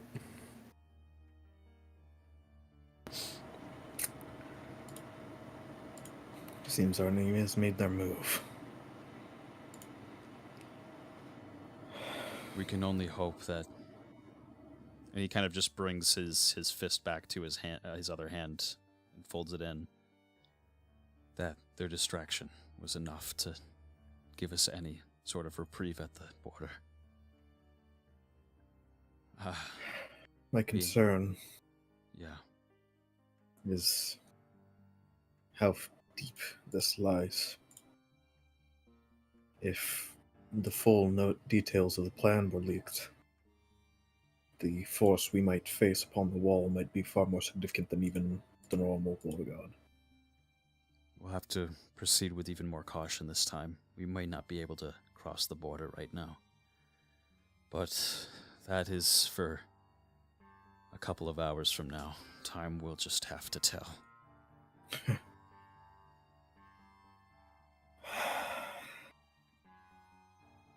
Alright. I think I need to take a nap. Please do so. And, go ahead. You ought to as well. I'm not sure why the book agrees with you so, but I wouldn't use its power when weak of body. You're right. I'll get some rest. We'll be heading out in a couple of hours. And he brings his hand down, Pivot. Give me an observation check. 16. As Marth brings his hand down, from his kind of back pocket, he accidentally hits something, and a small gem falls down to the ground. What is that? Oh. And he, very kind of, in a very hurried motion, gets down to his knees, grabs the gem, and from his back pocket pulls out a doll. with two kind of blue eyes, and the other blue eye of this doll has fallen out to the ground, and he quickly puts it back in place and kind of keeps it close to him. It's it's a family heirloom. It's the only thing that I received from my mother. I try to keep it safe, keep it close to me.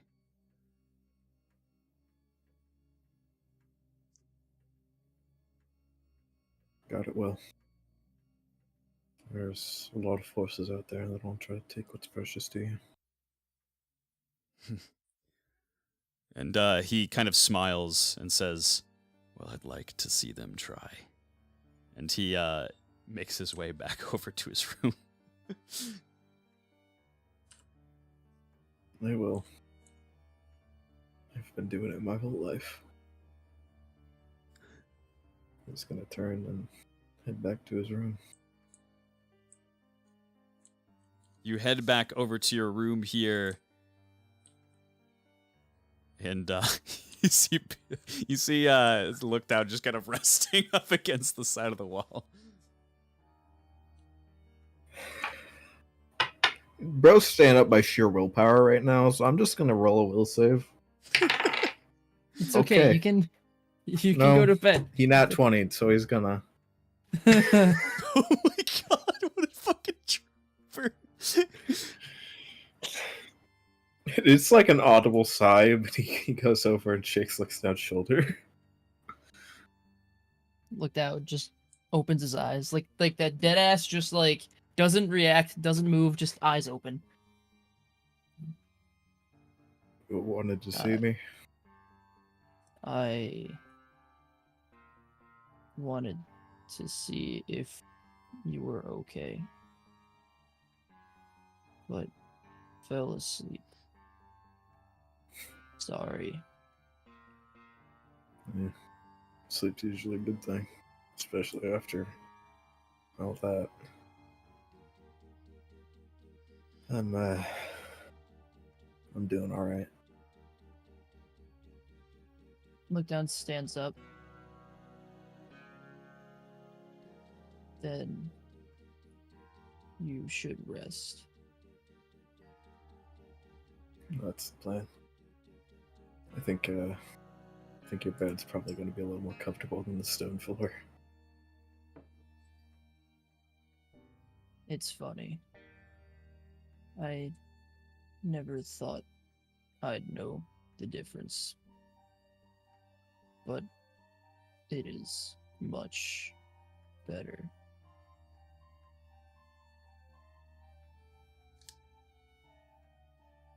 I'm glad you can tell it now. There's a lot I think I can tell now.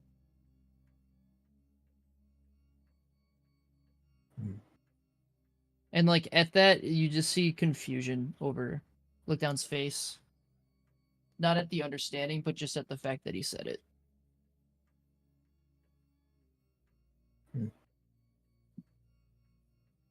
It's good. You deserve it. After all the shit we put you through. I think you deserve to be a little bit happy, at the very least. Only thanks to everyone here.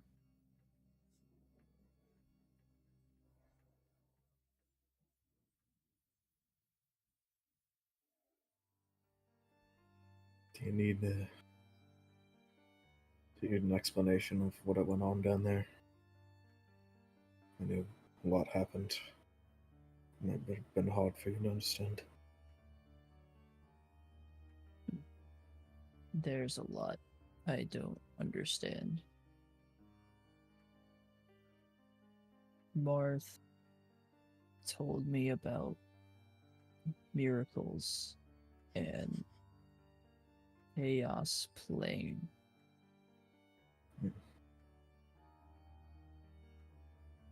And that thing we fought was a slave. Yeah.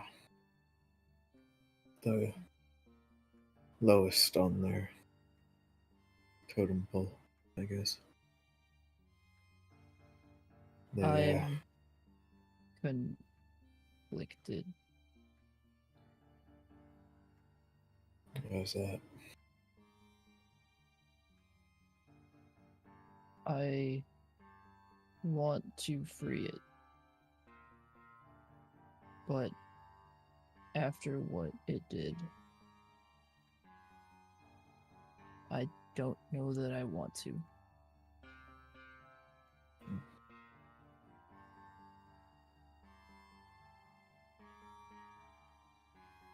I think clash of ideals, I suppose. You don't want to see people suffer as you did, but you want to protect your friends too, yeah? Yes. That's probably your root of it. It's okay to feel that way. To want to help something for what, or help someone for what happened to them, but hate them for what they did.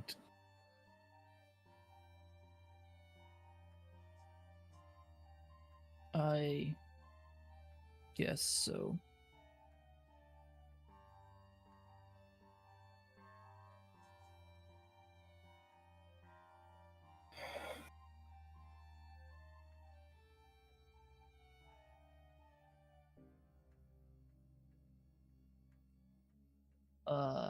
Man, Look Down is definitely spacey. But just looks at Pivot, says, I don't want. I need more of those wrappings in case this happens again. The I honestly didn't even see what you did. But, You just if you look down, you'll see like bandages that are just like sprawled out and just kind of like loosely fitted. bandages and salve, yes. I was planning to make potions of healing, stuff that would help in cases such as that, but the materials hadn't exactly come up for some time. I haven't had the chance to look through what gems and Agatha collected, but I'm hoping they were able to get something, or enough at least, for something. Can I help? I could certainly teach you probably how to make some basic salve, how to wrap bandages properly. Depending on how that goes, maybe I could show you how to make potions. But the process is rather complex. Oh. Well, we were able to heal Thames. Yeah, that's... Your blood has properties that nullify and I think disrupt chaos in a way. I wouldn't... It's hard to explain. I'm not really sure. But whatever concoction I was able to mix together from your blood and frankly an absurd amount of alchemical ingredients was enough to avert the withering. I think that one, almost an hour and a half worth of brewing.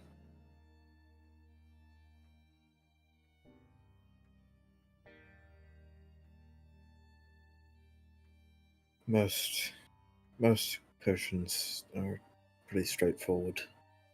At least a lot of the simple ones. I don't have my with me. There's one that I'm planning on making if I get the materials. That one should be pretty easy for even you. If I get the materials together, I'll bring you and show you. Okay.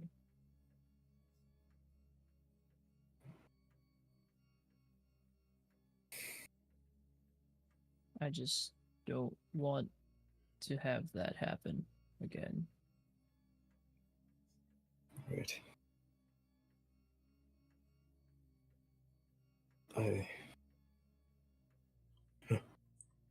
Yeah.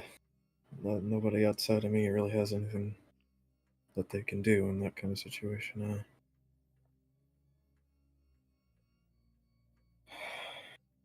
I'll have to remedy that. We can't. If I'm going to prove so unreliable, like, you can't rely on me.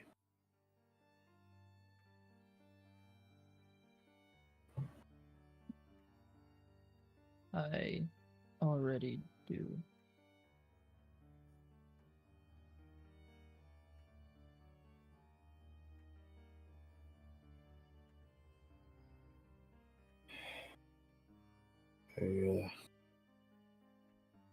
If I'm being honest, I probably shouldn't.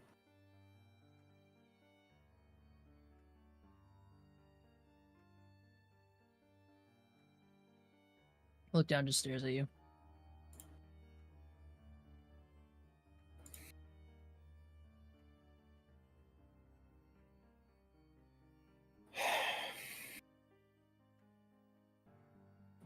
Never mind that.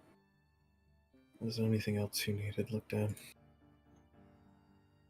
I look down.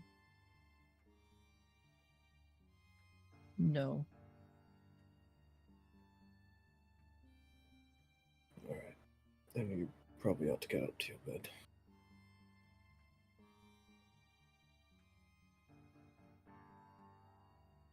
Look down. Takes a second and then leaves.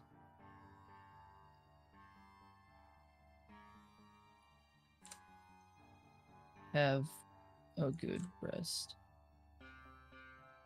You too. Look down. I'm already looking down. Once more. Rotate another 90 degrees. You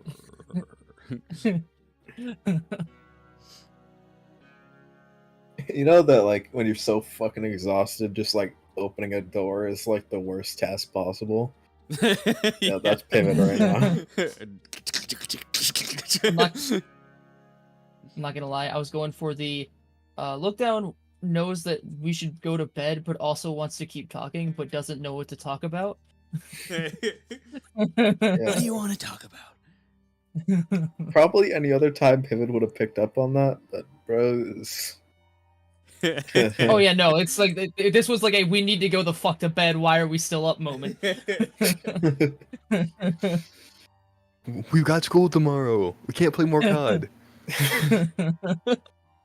He's still holding One the more staff in his left hand, by the way. Oh god. Yeah. And you kind of No problems with finally are able to open up this door and kind of make your way through. Pivot's like with his right hand scooping up the fucking orb thing, bringing it over to his desk. You set it down on your desk in a nice secure location. It won't be crushed by a certain statue. Which probably in this case doesn't even like animate because Pivot's so fucking drained. Yeah, probably actually at this point. You've especially after that call, you're finally just like, I have nothing left in the tank. You push your body to 100%, and then you finally push it to another 20% after that, and it just completely hits the wall. And he just collapses into bed, and I don't think he even sleeps. Oh god. Yeah, you just kind of lay there in bed. Look down. Were you headed up to your room? Yes. Okay. You head up to your room here. Luca Danilo. We do not see him. There you go. Yeah, to drag him out. And Gotcha.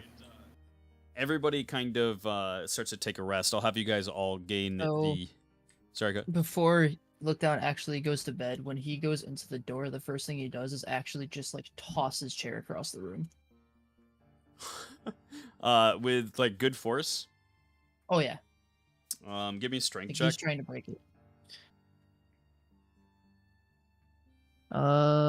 15.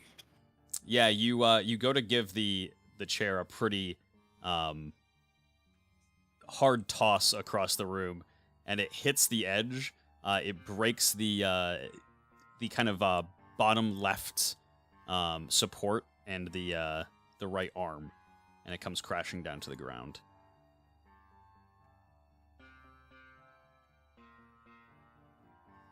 And then I just walk over to my bed and sit on it for a second and just stare at the ground.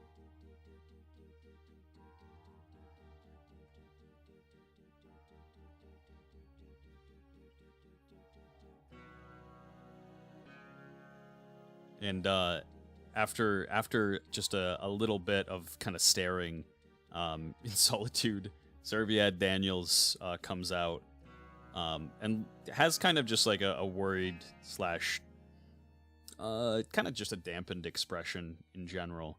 And he says, Yeah, long day, champ. Huh? Something like that.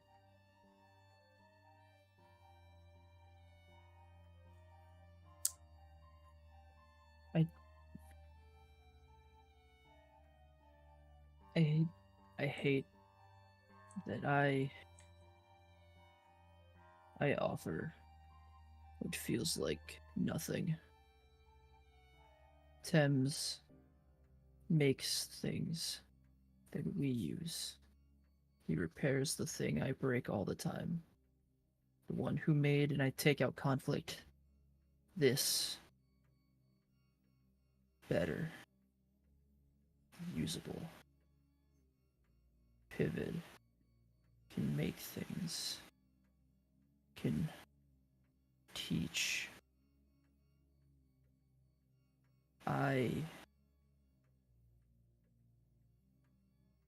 I'm just here. Marth can move a whole castle.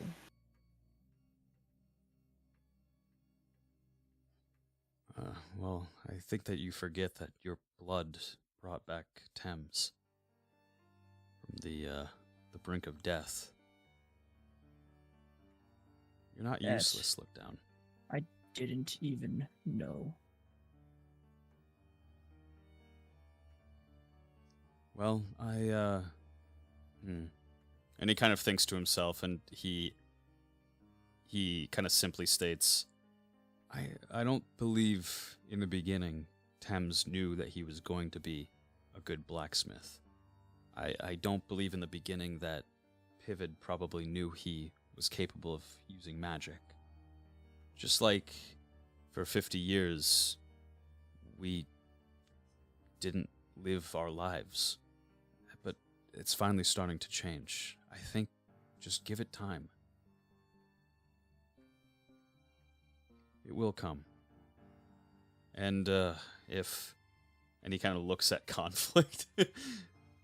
If that happens to be our gift, then, well, so be it.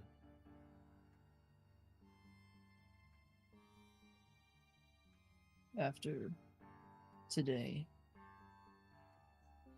if it is to come, I just don't want it to come too late. Me neither. And Servia Daniels kind of just looks over to you one more time, and he kind of just pats you on the back, and he says, I'm serious, though. Lighten up. Well, like Marth said, a miracle. We're still all together. And albeit we are lucky, but I know that it'll come. And, you know, should things go south, should things go sour, I'll still be here.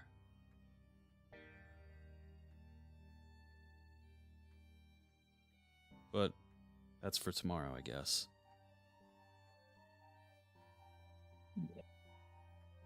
Well,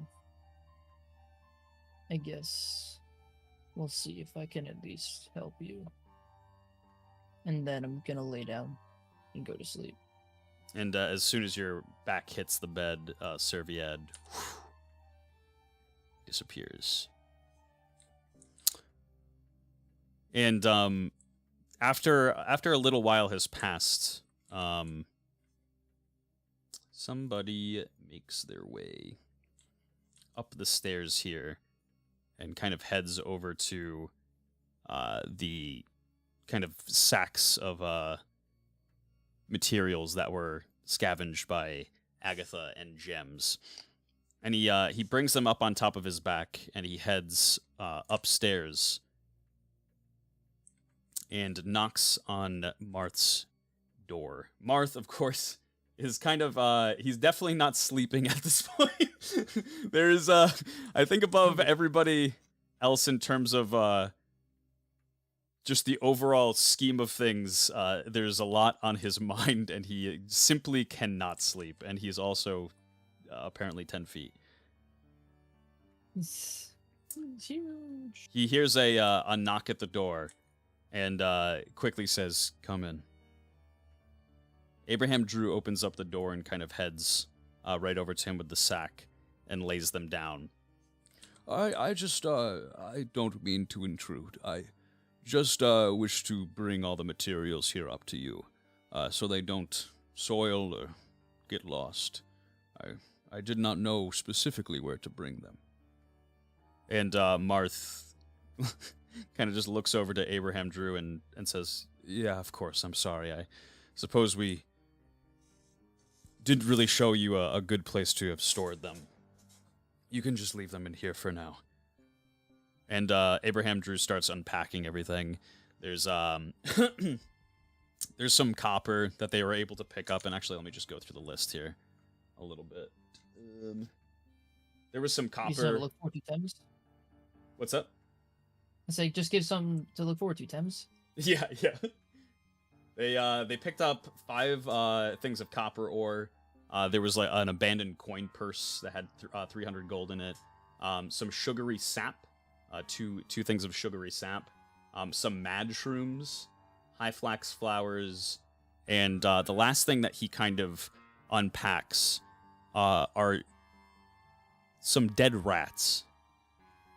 And he kind of he freezes up as he is about to take this out and looks over to Lord Marth, and he says, Lord Silmance, what would you say is one of the finest qualities of rats? "Rats? Well, I suppose they don't have a lot of qualities in general. If you're thinking in terms of what people view them as, they're kind of the worst of the worst." Yes, true, but even rats have great qualities to themselves as well. While they may be plague bearers, while they may consume and shit everywhere, they also are one of the most observant animals in Nickelmentia. So much so that it is incredibly hard to pin down a rat without it first knowing that it is in danger. Yeah, that's so. I guess I never really thought of it that way. Yes, well, And he kind of picks up the rat and heads over to Marth. I happened to have gotten a good glance at your comrade. I pivoted. Yes. Yeah, okay. And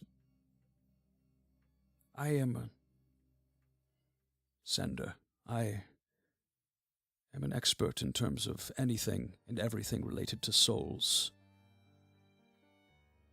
Well,